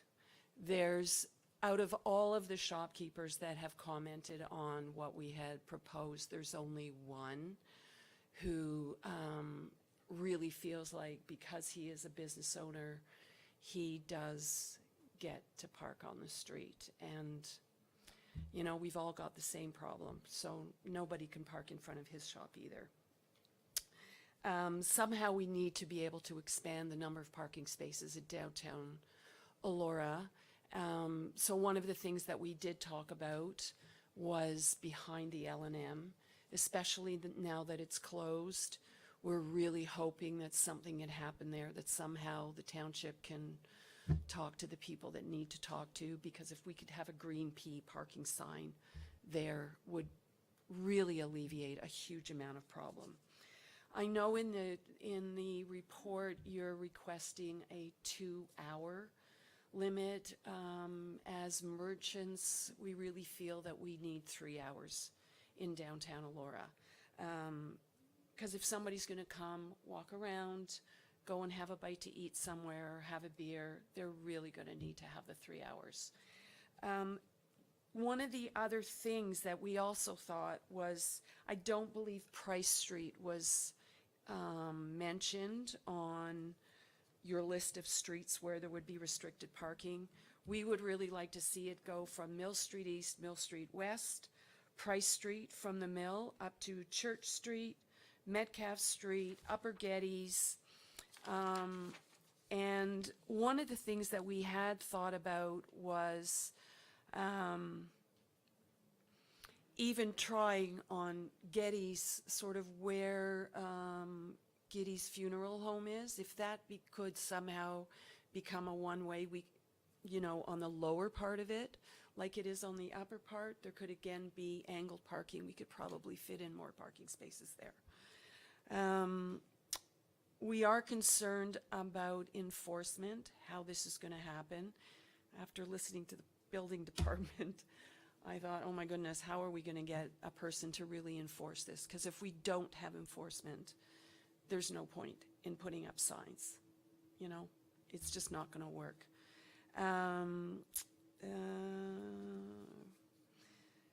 Increasing, and we would like to have the opportunity that if we could try it for the 6 months, to have the 3-hour parking, and then come back and sort of reassess and see how it worked out.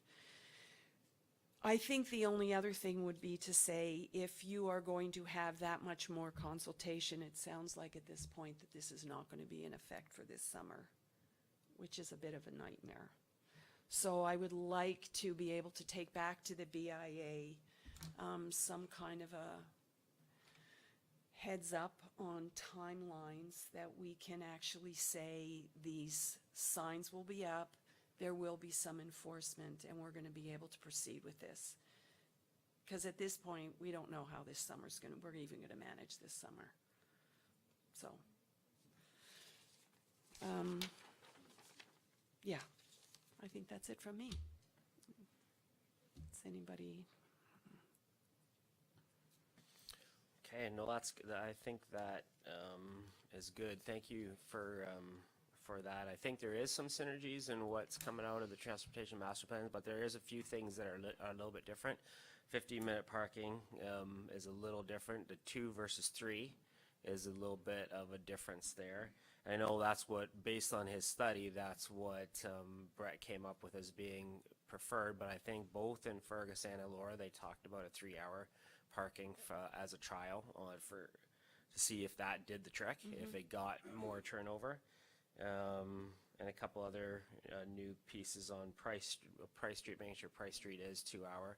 Otherwise, people are just going to go there, or 3-hour. Sorry, Mr. Mayor, it seems like a lot of people from the mill are parking on Price Street, both their employees, and we have talked to Jeffrey about it. I mean, he's been pretty open. But I think because it's close, people are spending a lot of time there, and a lot of overnight parking is happening on Price Street too. And then the other piece was the timelines, what we're looking at as far as enforcement, because I think we are really committed that the only way that we do the time-limited parking is with enforcement. We recognize that those two things have to go together. Okay. So timelines around that are something that we have to get back to the community and to the BIAs for sure. So it probably won't happen anytime in the next couple of months, like for the summer, a major hit for the summer? I think that's, I think as soon as possible is what the BIAs are telling us for sure. So I'm going to turn it over to questions from council, and then I'm sure that's going to be something that we'll want to be talking to and make sure that we understand what our direction is. Okay. So appreciate very much your Thanks. delegation, and give our thoughts to Marty. I will do. And thanks very much for the Elora BIA for walking with us in that, and for your patience with this. I know this is really tough. You guys have a livelihood that you need to protect, and we want to make sure that we're doing everything that we can to support it. So it just takes some time, but hopefully the end is near. Okay, thanks. Thank you. Questions from council? Councilor McElwain. Thanks, Kelly. First, not so much a question as more of support for what Reese has been saying. This is certainly not new in Elora, for sure. We've been looking at parking issues in downtown Elora for at least 10 years. We did a parking study. We had a parking subcommittee under economic development 10 years ago, and had a report come to council. And at the time, it was determined that 3-hour parking limits were much more acceptable to the merchants than 2 hours, because as Risa said, with 2 hours you can shop or you can eat, but you can't do both. It's basically, even 3 hours is short. So long term, we're probably looking at paid parking with that you can pay to stay all day if you want to. But so 3 hour parking would be a preference. We also looked at making the lower part of Getty's one way up a number of years ago, and putting in angle parking. I think that's low-hanging fruit to pick up another dozen parking spaces, probably at least. And it's something that we probably could do, fairly quickly this summer.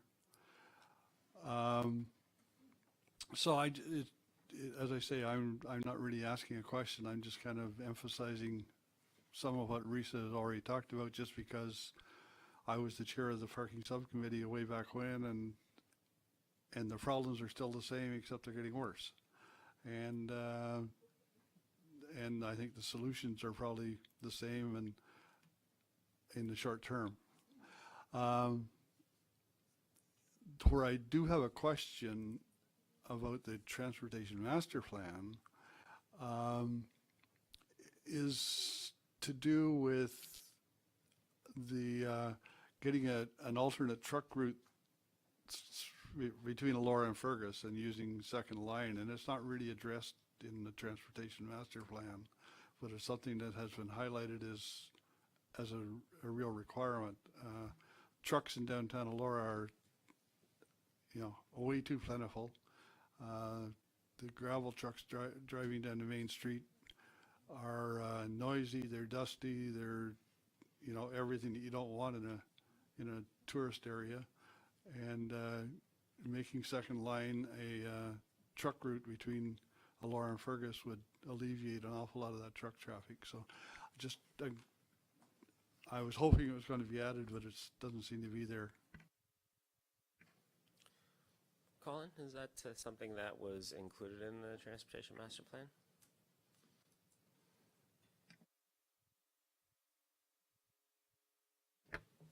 Through Mayor Linton, yeah, we didn't have those discussions with the county. Those are county roads. So Metcalf and Geddes and East Mill are actually County Road 18, and so we didn't have those discussions about eliminating the trucks from those routes through this study. Councilor Dunsmore? Is it possible to have those discussions now, Colin? Because County Road 18 goes through both communities. And I get at least a dozen phone calls a week about the trucks going down Bellside and Fergus.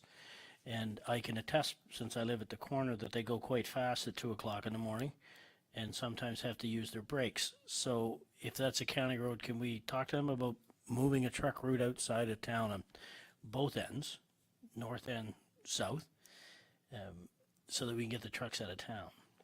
Is that something that you have to do? Do we have to give them direction to do that? How do we proceed with that? Well, I think there needs to be direction from this council to initiate discussions with the county about what we want to do with their roads. But I do want to come back to what we do have responsibility for, and that is to formalize a truck route on the Elora side. And so I want us to focus firstly on what we are going to be doing with the transportation master plan, and then if we can tail back and say what else do we need as far as discussions with the county, then we can cover that off as well. So when it comes to formalizing a truck route, what was in this master plan?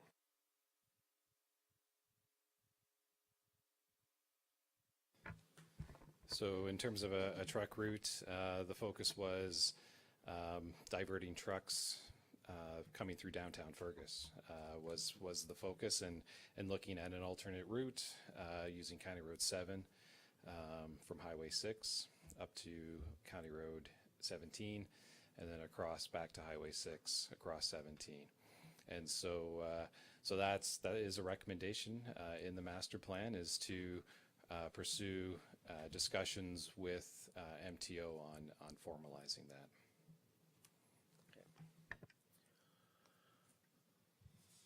Councillor Kittrus? Thank you, Mayor. I'd just like to clarify the cost of this plan. It says in last week's that it was $148,964, and there was $81,000 still left. Is that still for this fourth phase, or is that like, or like is the 148 the total cost? Through Mayor Linton, yeah, there will be some costs to do the mail out for the notice of study completion and respond to comments received through that. We anticipate it'll be fairly minor, like probably maybe a few $1,000s or something of consultant costs in order to complete the project. There'll be there's a cost to advertise within the paper. I think that'll be a couple $1,000s as well to put the notice in the paper. Yeah, certainly not what's remaining. I think when it was originally awarded, we were well within budget because we had the costs, I think, spread over a couple of years. We had actually cash flowed over 2 years. That would just go back, and I think it's mostly development charges funding for that project. Mark's nodding, good, thank you. And so that'll, once we're done, that'll just go back into the DC reserve. Sorry, Mark, can you just confirm what, if you have it there, the percentage of this cost that was paid for by development charges rather than the taxpayer?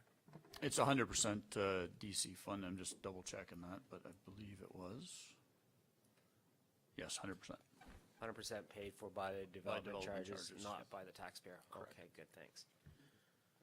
Sure, Annie? Just if it was previous council, but when we did bring forward, as Colin said, in a couple of years funding, there was some concern that with all the scope that we're looking at, that it would be additional money. So we did top that up for the second year to ensure that we had enough money. We were fortunate we did RFP, and we had a lot of interest, and we were able to keep those numbers down by the company coming in at a lower bid than what was anticipated. So that's good savings for the township. Councillor Dunsmore?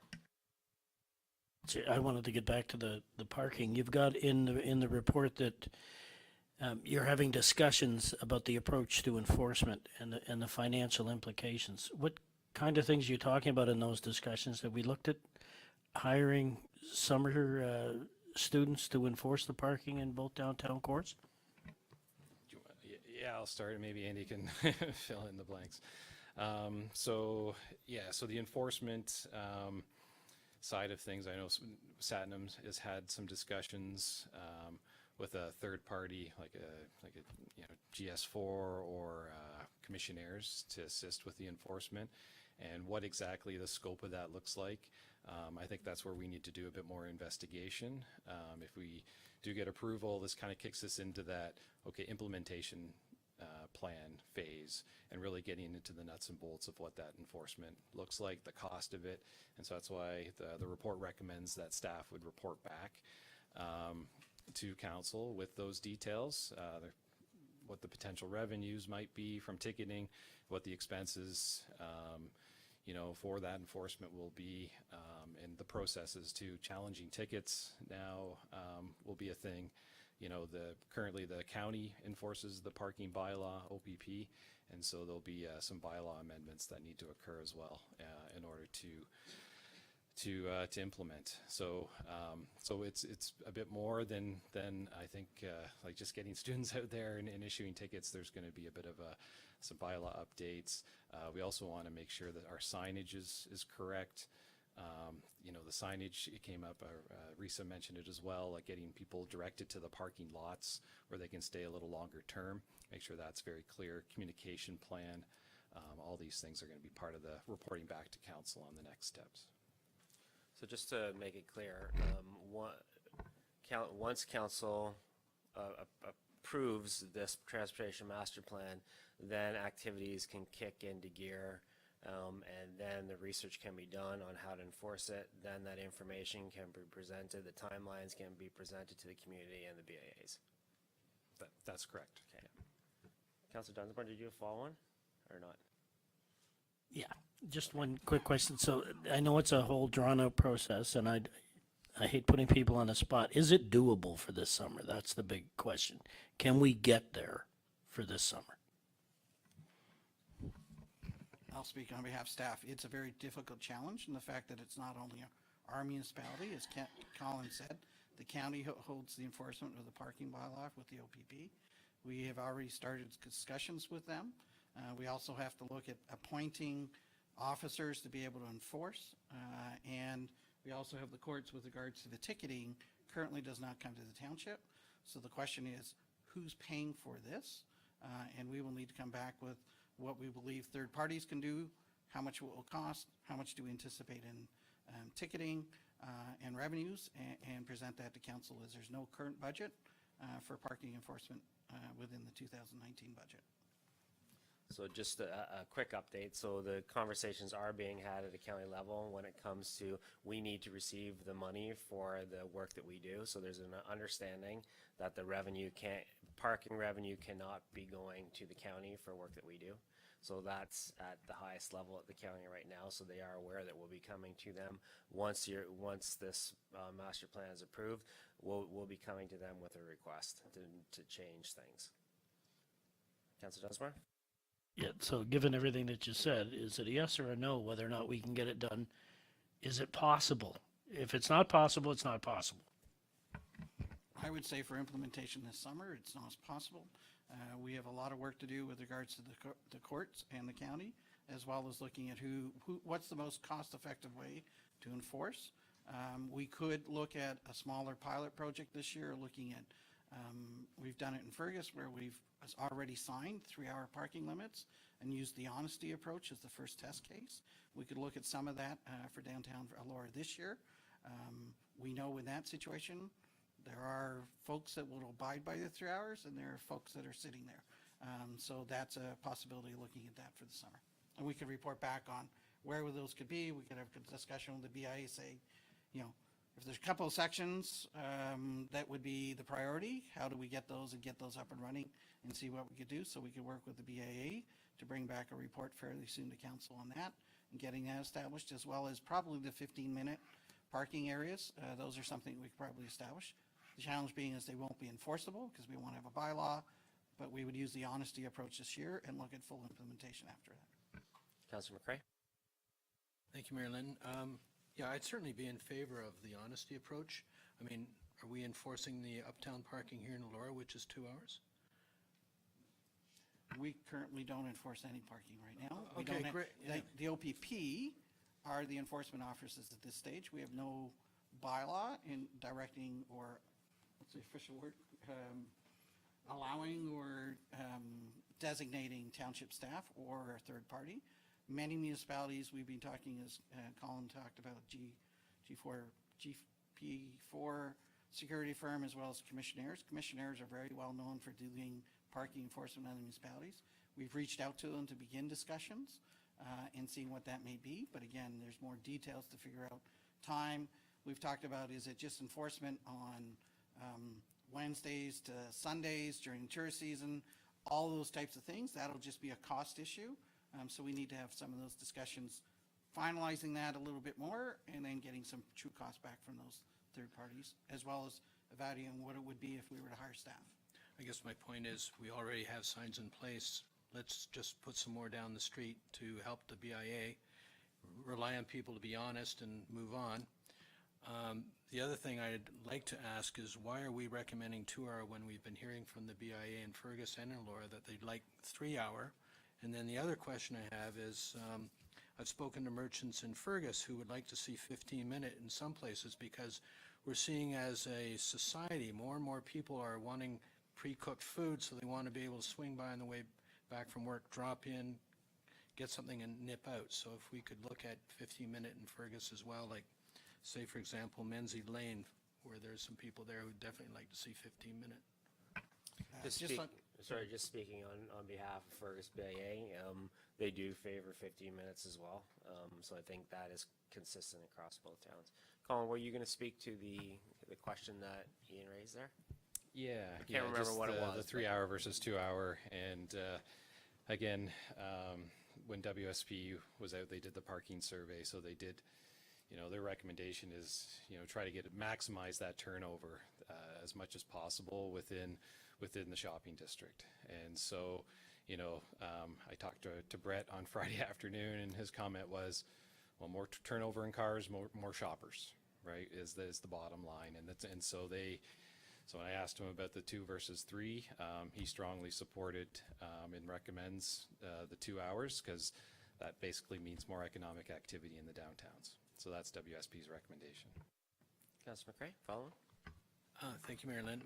Colin, I guess my concern is that the merchants are the ones that are asking to get more parking downtown. They're the ones that are saying they want 3 hours, that 2 hours doesn't work for them. I think really we need to rely on our own citizens, in particular our BIA, who are recommending they want 3 hours versus 2 hours that our consultant's recommending. I think in this case we need to seriously look at, would 3 hours be the better starting point for us, and let's see how that works. I think that's a council decision. Staff have recommended their professional opinion based on what the consultant has had said. If we want to change it, that's with us to make that recommendation. Councilor Kittredge? Thank you, Mayor. I have a few things about the transportation plan, but I'll start with parking.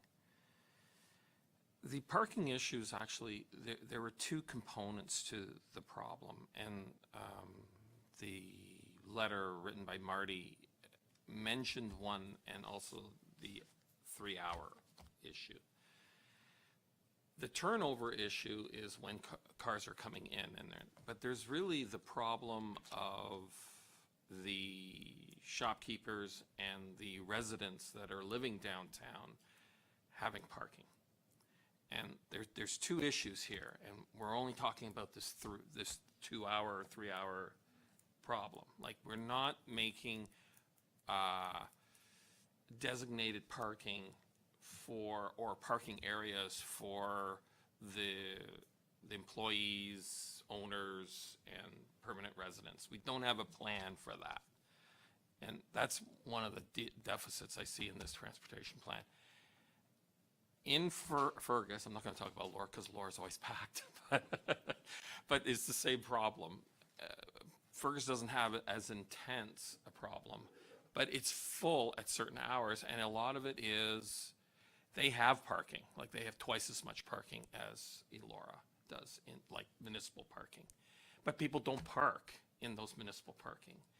And I was looking online, small towns, but they were mainly in the US, and they had this kind of a yellow permit where you have to have that if you're an employee, and basically they have designated yellow permit parking, but it's not downtown. And so I'm sort of talking about the one issue, the timed 3-hour or 2-hour. I think we should listen to the local for the 3-hour, but we need to have some way of just making more parking available. And then I think that if we could solve that problem, we would see a lot more relief in the downtown. And so that's not addressed in this parking. They don't have like a real plan for that. And I think we should include that. That would really be helpful. Andy? So we have, as staff, worked with the BIAs for many years. I know in Fergus, they've tried a program for many, many years to reward their business owners to actually park in the designated parking lots beside the curling club and further north, and even at the Wayscale building. The issue there is those store owners and staff still, because there's no enforcement, continue to park in those areas. So we have tried some programs.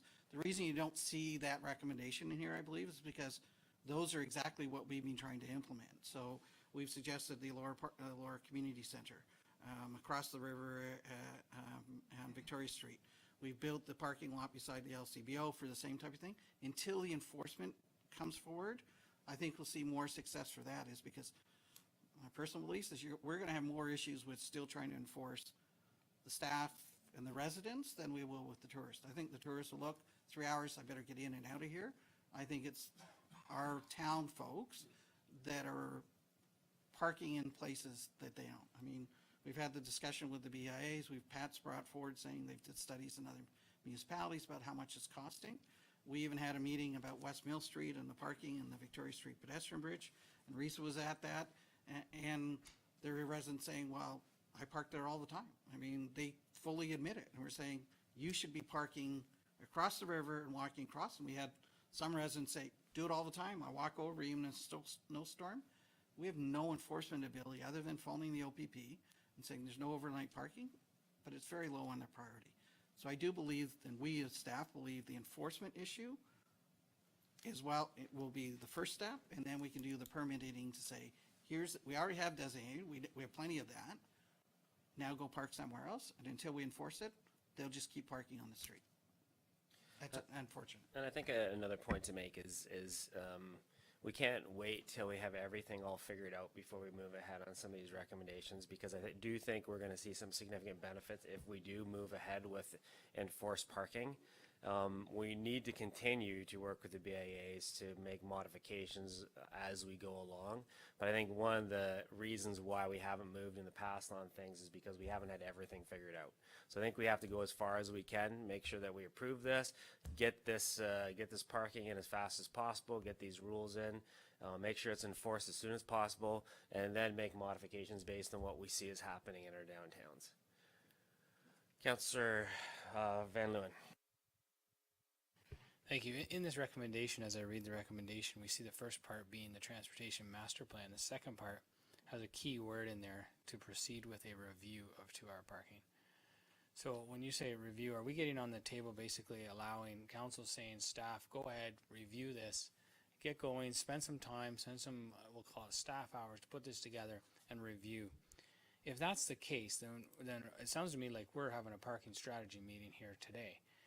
Can we not let staff go back? If we want to make some changes, perhaps add some words to say review the 2-hour parking limit on selected streets and propose a parking strategy, something that really puts it back into the working group. But then we can change the word to a 3-hour if you want to do it that way. But I think we need to move forward and step out of the actual working group here today as we walk through this and say, are we directing staff to spend some money, time to come with a strategy and move forward with this? Through you, I think we just went through a huge project, so I get where you're coming from, and I understand that we have to make sure staff are playing their roles and we're playing our roles, but we just went through and we spent a lot of money on this plan.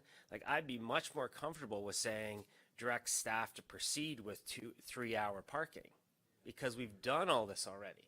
So I really feel like that's the direction we have to provide to our staff to move ahead based on what we've heard from the BAA, based on what we've heard from the consultants. We agree that we want to move forward. Like, I don't want to see another review. Right. Well, that's my point, is it says with a review of 2-hour parking.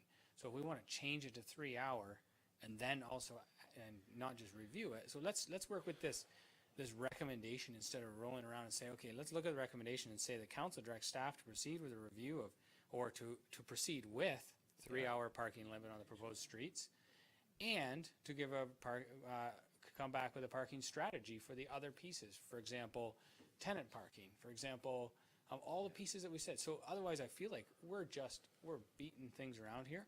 Let's actually make the recommendation make sense so we can actually give direction to staff clearly. No, I think that's a really good point, Councillor Van Leeuwen. Like, I think we need to provide the direction to move forward with this and then cover off some of those pieces that we know are going to fall through the cracks if we don't deal with it. One is the permitting for longer term residents, so things like that. So I think that is something that staff have very clear direction. So if we can play around with a little bit of the wording of that second paragraph, I think we have some clear direction. Councillor Van Leeuwen, following? Yeah, can I make a motion then that council directs staff to proceed with 2-hour parking limit, or sorry, the 3-hour parking limit on the selected streets? That's what I'm hearing.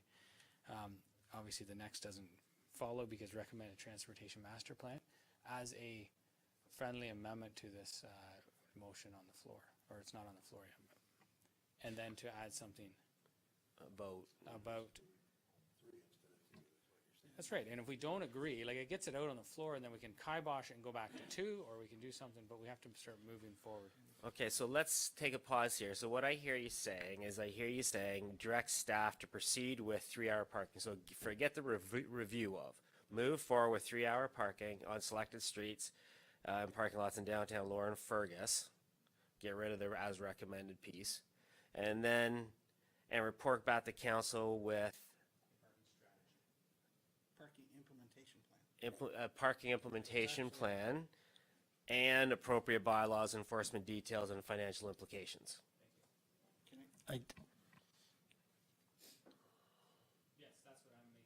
You're making a motion for that. I think we need to include the 15-minute slots too. There was 4 of those 15-minute parking slots, right? Okay, does that need to be in the motion though? I think it should be. I think, the 3-hour parking and 15-minute slots. And then a lot of those other things we deal with as part of the implementation plan. She's like writing feverishly here. Wow, but it's kind of messy. Yeah. Just clarifying, I think it was a point Councillor McRae said, and I think somebody talked about a pilot piece, so we would bring back 2 pieces. One, something to try to initiate quickly this year would be an honesty program with the 15 minutes, some 3 hours. We've already done that in Fergus. And then a longer term piece would be, okay, with enforcement, 3-hour parking, 15-minute spots, permit parking. I mean, there's cost associated with all that we would bring back timing, phasing, cost for council to consider. But as part of that, our first report could come back, probably a whole piece we'd have to look at, but we'll come back trying to look at something fairly quickly about a pilot for the summer. Is that, you okay with that, Colin? Is that? Councillor Van Leeuwen, add to that? Yeah, can I add, so can we get the whole motion on the table, and then maybe we can start doing some friendly amendments or some clarification words and say, okay, amend, is that how we should?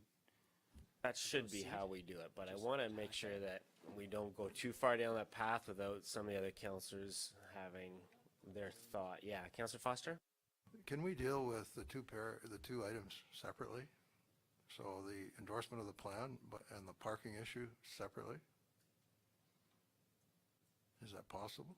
It would make the motions clearer. Yeah, so they're 2 parts of one, so we could just split it. We could split two recommendations that come out of it for sure. Want to deal with parking first? In my view, they're separate issues. They connect, of course, but they also have separate attributes, and it would make it simpler. Either way, we're going to have to be looking at both paragraphs. Councillor Van Leeuwen? Thank you, but if we accept the plan, and then we want to take it at a separate moment on the parking, then we didn't accept the plan. Because it speaks to parking in the plan, the 2-hour parking in the plan. So we've said we're going to accept this plan, and then the very next motion, we're going to highbosh the plan, and we're going to kick it out. So we either have to say we accept this plan, but we're going to maybe make a change to the parking aspect. So we have to be, I don't want to throw too many monkey wrenches in there, but. Well, I think we have to be okay with both paragraphs. So whether we separate it formally or not, we have to be okay with both paragraphs, right? But It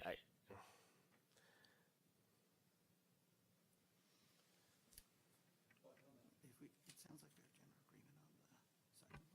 Can we make a, Back and ask questions on transportation to clarify anything there. And then we also may need additional amending recommendations. please hold for a sec as we have a procedural discussion.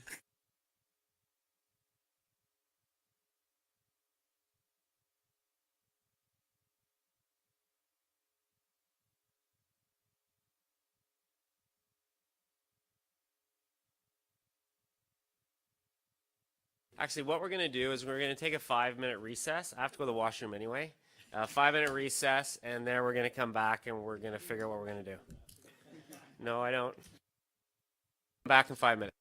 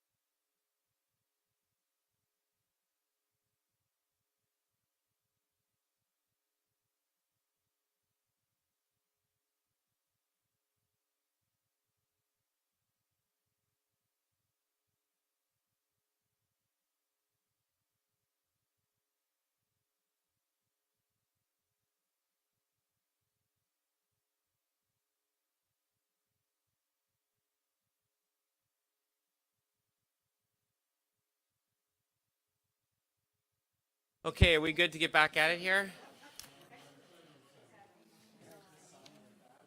Move that up so you can read it.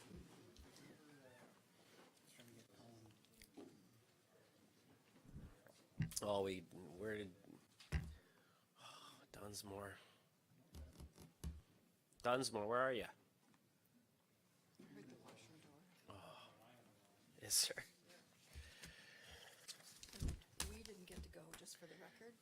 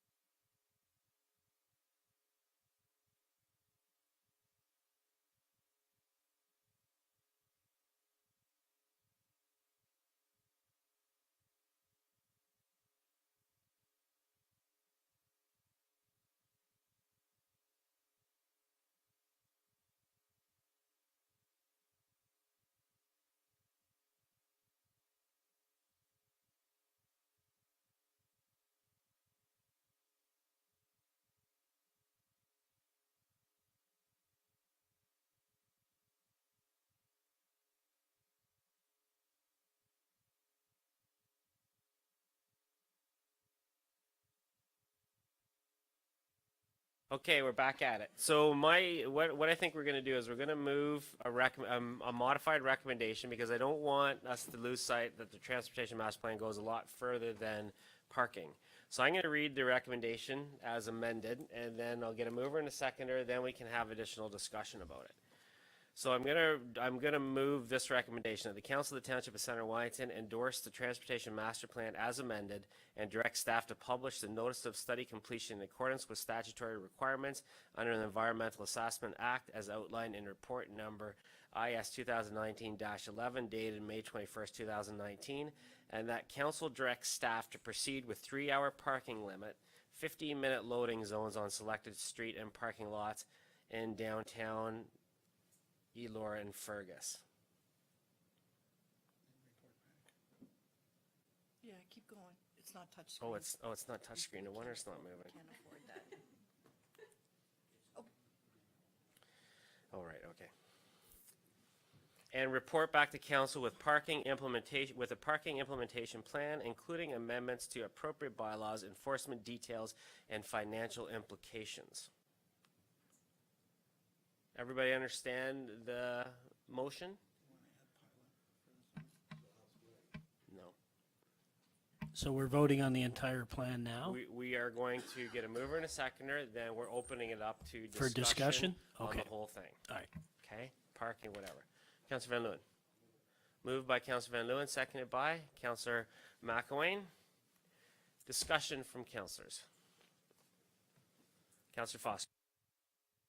When we say this word endorse, what does that mean? And in particular, I'm thinking of, as time goes on, new information comes available about traffic patterns, traffic routes, new houses on board. What does it mean if we endorse this today? I think that's a really good question, because a master plan needs to be fairly high level, so it has to provide some flexibility to changes as things happen. So I'll pass. I don't know who's better to answer that question. So the reason we ask for endorsement instead of approval is for that very reason, is that we're endorsing a strategy that is current today.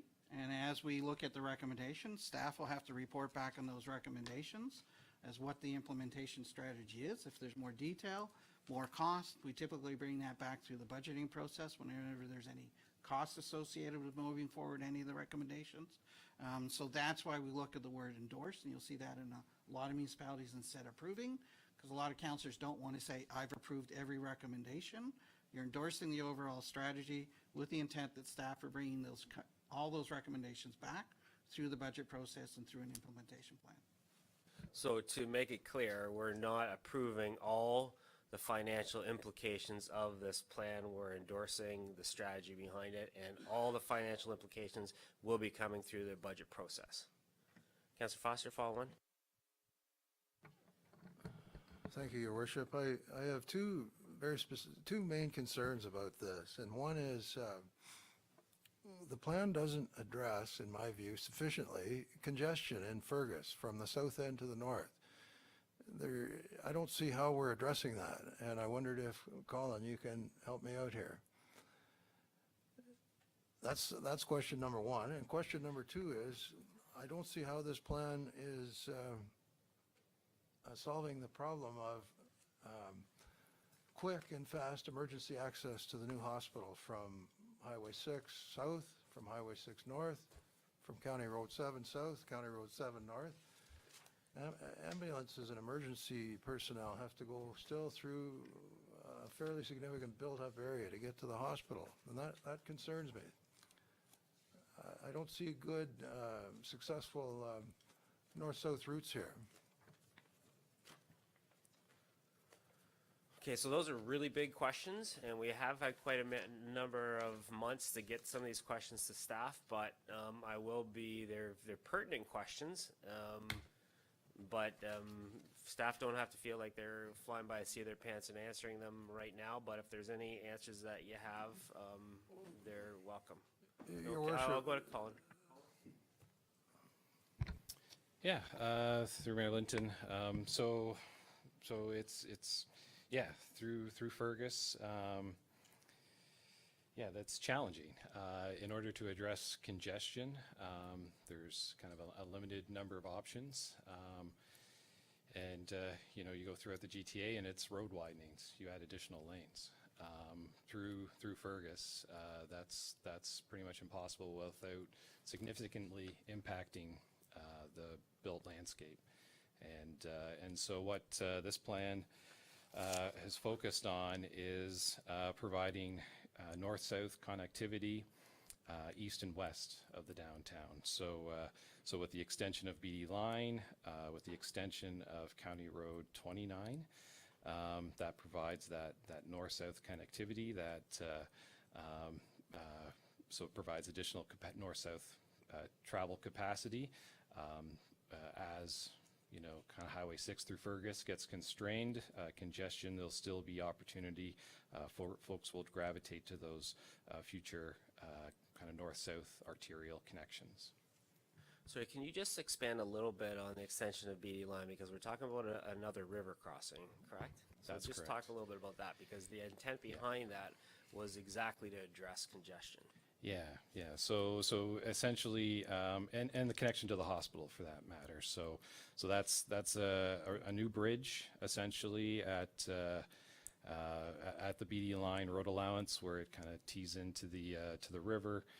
There's a hydro corridor there currently at that location, and so that would lead to a new crossing and a new essentially arterial road that would provide that link kind of to Highway 6 to the south to the new hospital. Also provide a really speedy link from the north to the new hospital. So that BD line is going to be a significant arterial road for the foreseeable future for the township.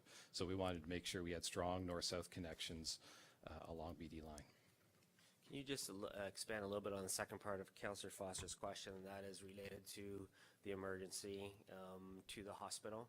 And tell us a little bit about the process related to that new hospital going into, and any kind of considerations that were given related to that. Yeah, so that's really related to BD line and the connections along BD line. We've got connections coming off County Road 18 to BD line. Garafraxa will still be a strong connection for emergency services, as well as Side Road 18, 19, Side Road 15. And so, from staff's perspective, there's still very quick routes to get to the hospital, the new hospital site. Councillor Foster, follow on? Colin, can I get a definition of short-term, medium-term, and long-term, the three color codes on your map? And when would we expect to see a bridge at the BD line?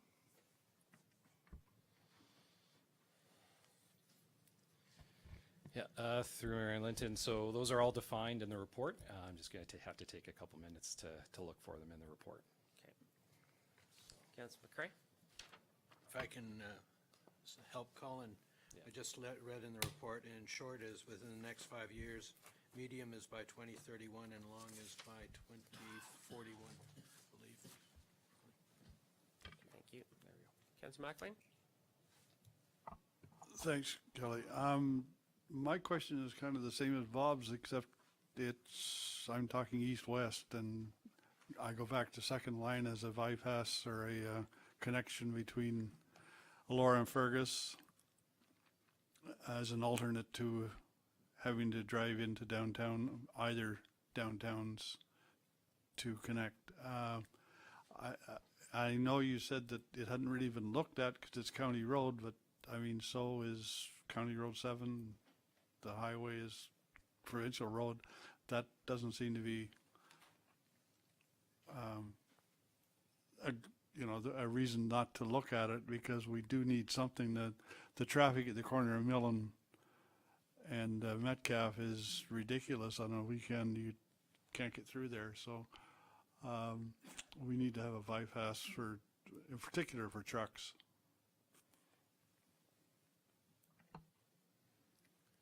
Councillor Van Leeuwen? Thank you. Through this this discussion, or I should say actually beyond into the future, if we feel that, what is the possibility of us being able to prevent trucks from coming to the downtown, that they're just, I don't want to call the word outlawed, but no through truck traffic regulated through the downtown Elora, if you want to call it, and then could that happen in the future once we speak with the county about second line being a bypass? Like, what options are available to council? Does it have to happen at the transportation plan level on a county?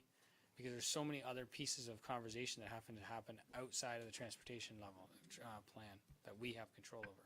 Well, I think that's a good point. I'm going to pass it over to Eddie in a second, but the purpose of the Transportation Master Plan was really to say what can we do within our purview and within our scope of authority to start to go down the path of making it easier to move goods and people around Center Wellington. That doesn't preclude that we have any kind of discussions as we go forward and start to recommend some of these recommendations, and to start to put some of these items into our budget process, that we can at that point have further discussions on what else might be required. Annie? Yeah, anything to do with the county road system, we would have to go through discussions and approvals through the county road administration as well as the county council. So looking at restricting trucks on their routes coming into our downtowns with county road, St. Andrews Street is a county road. So we cannot pass the bylaw putting no trucking on that. So we would have to have those discussions. We've had those, we've entered into discussions, and kind of they've been sitting at the table with regards to our transportation master plan. So there were some of our challenges. I think if you recall, in our strategic plan, one of the statements is working with the county to look at east-west and north-south on the county road system within the township. So that's a direction we'll be looking at following up with as well. But as the mayor said, this is within our realm and within our road network that we have control over. The second line piece is something that, similar to the parking, of changing it from the 2-hour to the 3-hour that we were talking about, if council would like us to pursue looking at second line, whether that would be turned into a county road or under our control as a truck route. Our hope is that our intent was, I think through the plan, was going up County Road 7. Second line would be that catch if they got through the Elora bypass or the Elora road connection, they would be looking at second line. So that's something as an implementation plan for the bypass. We would be looking at secondary routes for those that get so far into the system and can't get back out. Councillor Foster?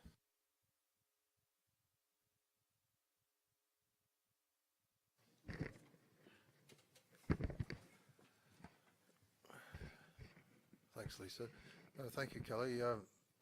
My question is regarding the 45-day comment period. If we endorse this today, how will we incorporate and potentially make changes to this plan, especially if we get some good citizen input in the 45 days? Well, the plan has actually been out since June of last year for comment and public participation. We've had it at a number of public meetings since that time. We presented it to council again in January. A master plan is always open for discussion. I think what we'll do is we would bring those back forward saying here's the other additional comments. But that's part of the reason why we're saying endorsing and not approving. Council's not saying everything's fait accompli, it's done, we're looking at it for the next 20 years. This would be, we're endorsing the plan, giving staff direction to start looking at implementing a number of these recommendations. We would not implement any of these recommendations without coming back to council, because all of them come consideration with impacts on other road networks, or having discussions with the county, or like we just had with the parking, enforcement, legislation, bylaw enforcement, things of that nature. We would be reporting back on those to council, as well as all the financial obligations that are met with those. Speaking of short, medium, and long term, those are the current consultants' recommendations based on what they're seeing and the staging, how to go forward with that. If council so wishes that something that they see in year 5 to 15 is something they would like to bring forward, that would be part of our budget discussion, saying there's something we would like to move forward and something we'd like to move back. This is an overall general guiding document that gives council and the community an idea of where we're heading and how we're looking at that timing, and those are all based on further reports coming from staff to council, that council would have the final input on yay or nay. Councilor Dunsmore? Yeah, my question is for Colin. The Ride Well program is a $500,000 grant that we got from the province, and how long is the term of that test program? Yeah, through Mayor Linton. So the county, I think, is committed to a year-long pilot for the Ride Well, and then after that, hopefully full implementation. And but obviously, yeah, they want to do a year-long pilot. I think early October is kind of what they're aiming for in terms of timing. Just to, again, no one's really done a rural Uber. And so they've got, they're confident, and Rideco is confident that it's going to work.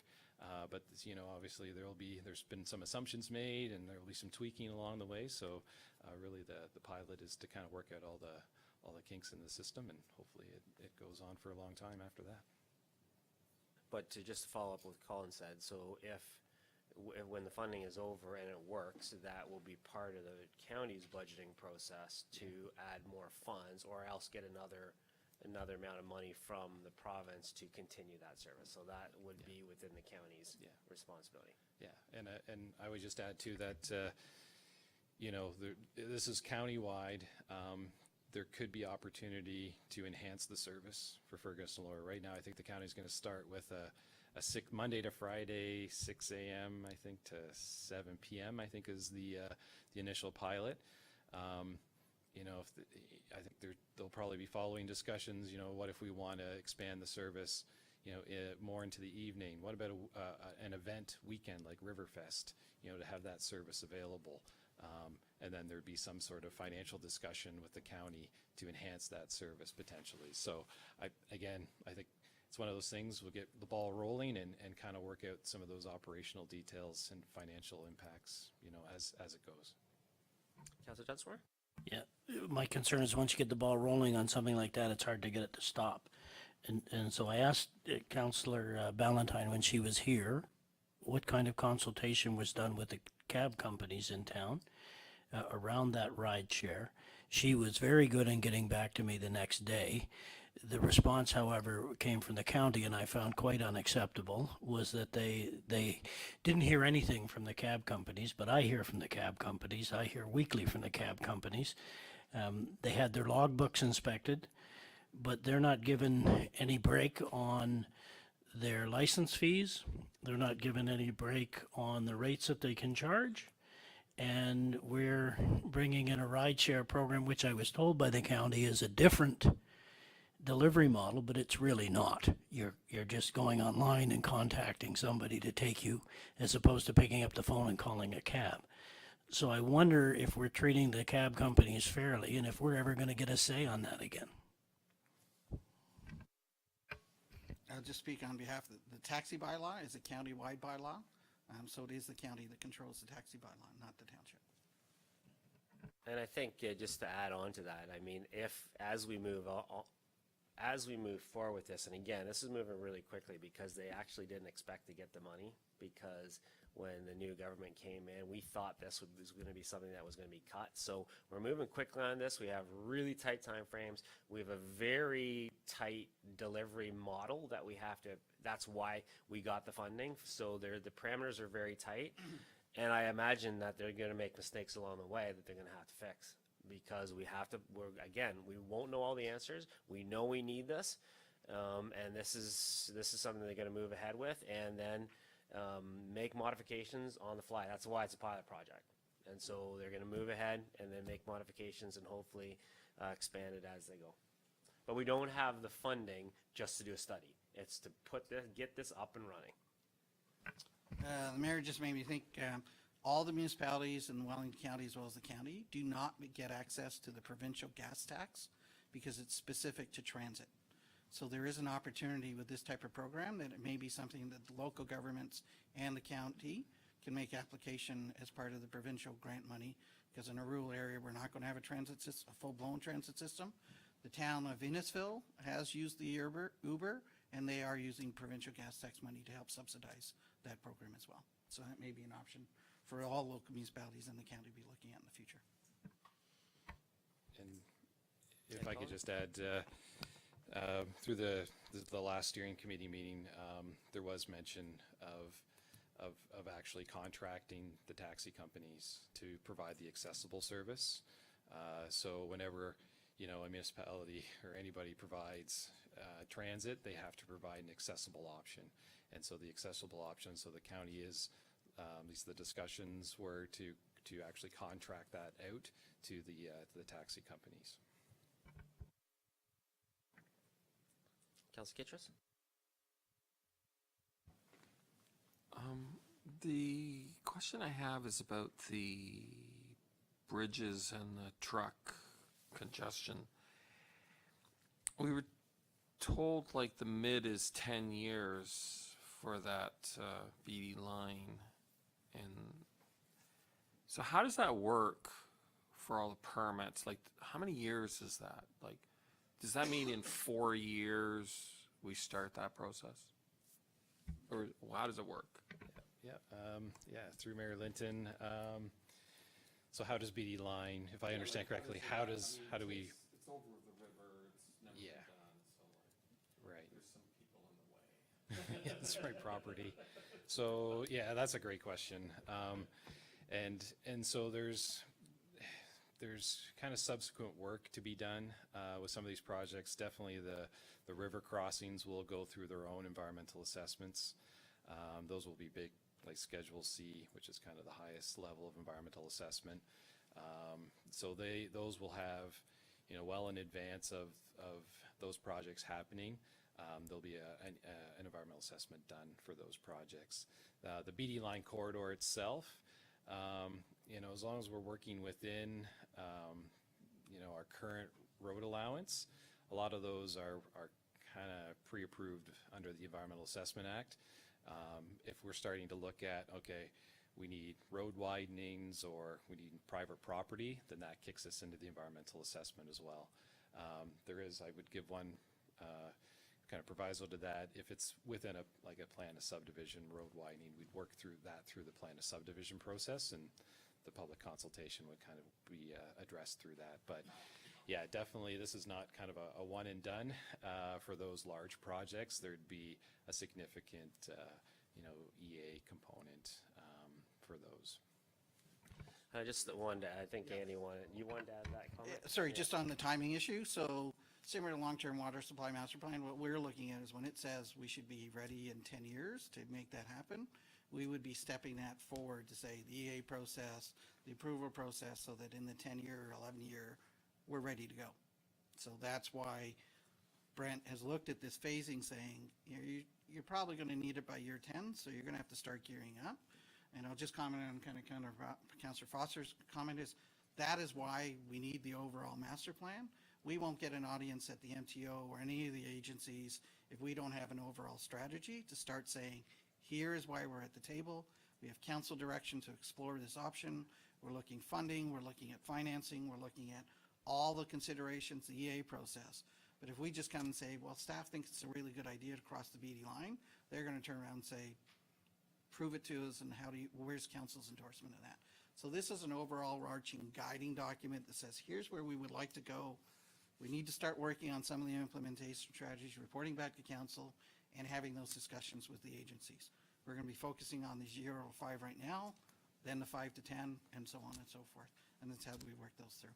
So does that answer your question with the timing piece?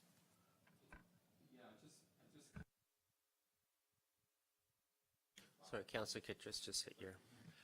I realize you have this 1 to 5 and 5 to 10, but it's kind of like the actualization of it. Like,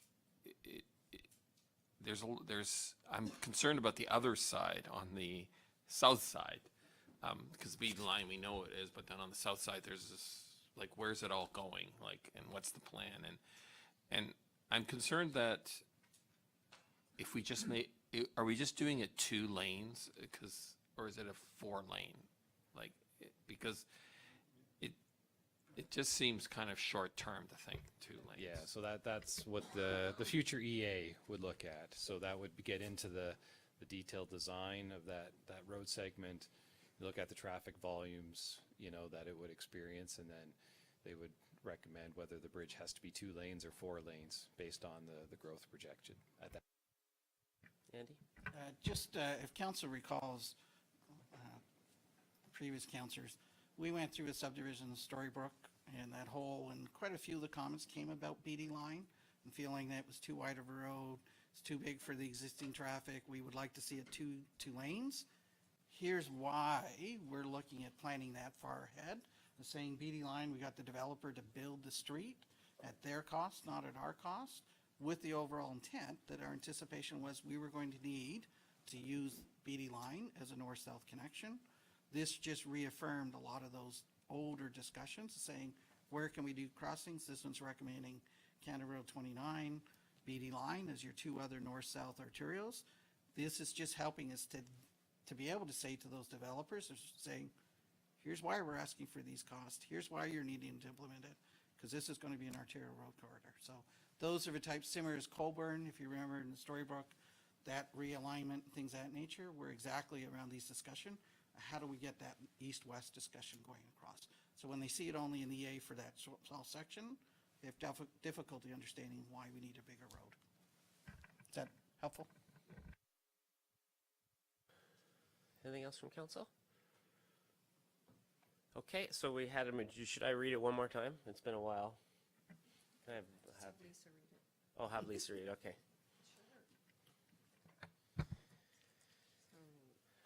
That the Council of the Township of Center Wellington endorse the Transportation Master Plan as amended and direct staff to publish the Notice of Study Completion in accordance with statutory requirements under the Environmental Assessment Act as outlined in Report Number IS 2019-11 dated May 21st, 2019, and that Council direct staff to proceed with 3-hour parking limit, 15-minute loading zones on selected streets and parking lots in downtown Elora and Fergus, and report back to Council with a parking implementation plan, including amendments to appropriate bylaws, enforcement details, and financial implications.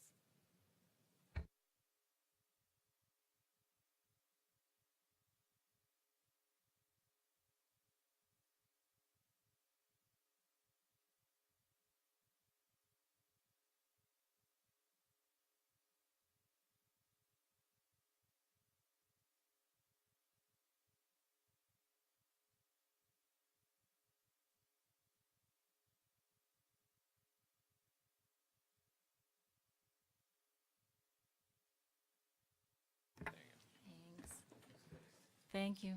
Through you, Mayor Linton. This zoning amendment application is for 6721 7th Line in West Garafraxa. The purpose of the application is for farm consolidation associated with a proposed severance that has received conditional approval at the Land Division Committee at the county through application B11918. So the application relates to the severance of an existing residence and shed and the minor land surrounding that. Such severances are permitted by the province and the county's official plan, and in order to facilitate this severance, a rezoning is required to prohibit residential construction on the farmland. A public meeting was held on April 29th in fulfillment of the Planning Act requirements to obtain a public input. No oral or written submissions were received at that public meeting or on the application. The Grand River Conservation Authority and the County of Wellington have also have provided comments with no objections to the severance or the rezoning application. So upon review of the application, staff has no objection and recommends approval and enactment of the associated bylaw as well. And I'd be pleased to answer any questions. So Mary Ann, just to clarify the process, because we have these often, so this goes, when the township makes a recommendation, this goes to the county's land severance Through you, committee, right? it started as a severance, so it comes in as a severance and through the county, and then the township comments on that severance and provides a list of conditions, one of them being zoning compliance, because the province requires and the county plan requires that the excess lands, the farmlands, be rezoned. So that's one of the conditions, and that's why this application has come in. And then if this is approved, it goes back to the county, and that's fulfillment of one of the conditions prior to the severance happening. Okay. Yeah, I just wanted to clarify that, because sometimes we don't clarify how we work together and who has authority over what pieces. So, questions from council? Okay, I'll read the recommendation that the Council of the Township Center of Wellington approves application RZ01/19 and the appropriate zoning bylaw amendment be given 3 readings. Move for that recommendation. Councillor Dunsmore, seconded by Councillor McElwain. All in favor? And that's carried. Thanks, Mariana. Are you going to stick around, or? Application for noise bylaw exemption. And we have a report in front of you, and I know that Lisa would be pleased to answer any of your questions. Any questions from council? Noise bylaw? Sounds like somebody's having a party somewhere. Okay, recommendation that the Council of the Townships of Center Wellington approve the request from Phil and Kelly DeVries for an exemption to bylaw 5001-05, the noise bylaw for the Township of Center Wellington, to permit the amplification of music at 367 Irvin Street, Elora, on June 22nd, 2019, between 11 p.m. and 1 a.m. for a wedding reception, and that the applicant ensure neighboring property owners are notified in advance of the event. Move for that recommendation. Councillor McCrae, seconded by Councillor Dunsmore. All in favor? Let the parties begin. Application for noise bylaw exemption. Another report there, and Lisa would be pleased to answer any question. Any questions from council? Okay, recommendation that the Council of the Township of Center Wellington approve the request from Carrie Holscher for the exemption to bylaw 5001-05, the noise bylaw for the Township of Center Wellington, to permit the amplification of music at 913 9th Street, Bellwood, on June 30th, 2019, between 11 p.m. and 1 a.m. for a Canada Day celebration, and that the applicant ensure neighboring property owners are notified in advance of the event. Mover for that recommendation. Councillor Dunsmore, second by Councillor Van Leeuwen. All in favor? And that's carried. Okay, Municipal Clerk's Report. As per Section 8823(4) the Municipal Elections Act, there's a, we'll turn it over to Carrie. Through you, Mayor Linton, this is just a report fulfilling my obligations under the Municipal Elections Act. The clerk is required to publish a report setting out the candidates in an election and indicating whether they complied with Section 8825, which is the filing of the financial statements. Attached Schedule A is a list of those that complied and one that was in default. Any questions from council? Okay, I'll read the recommendation that the Council of the Township of Center Wellington receive report COR 2019-40 dated May 21st, 2019 from the Manager of Legislative Services Clerk for information. Move for that recommendation. Councillor McCrae, seconded by Councillor McElwain. All in favor?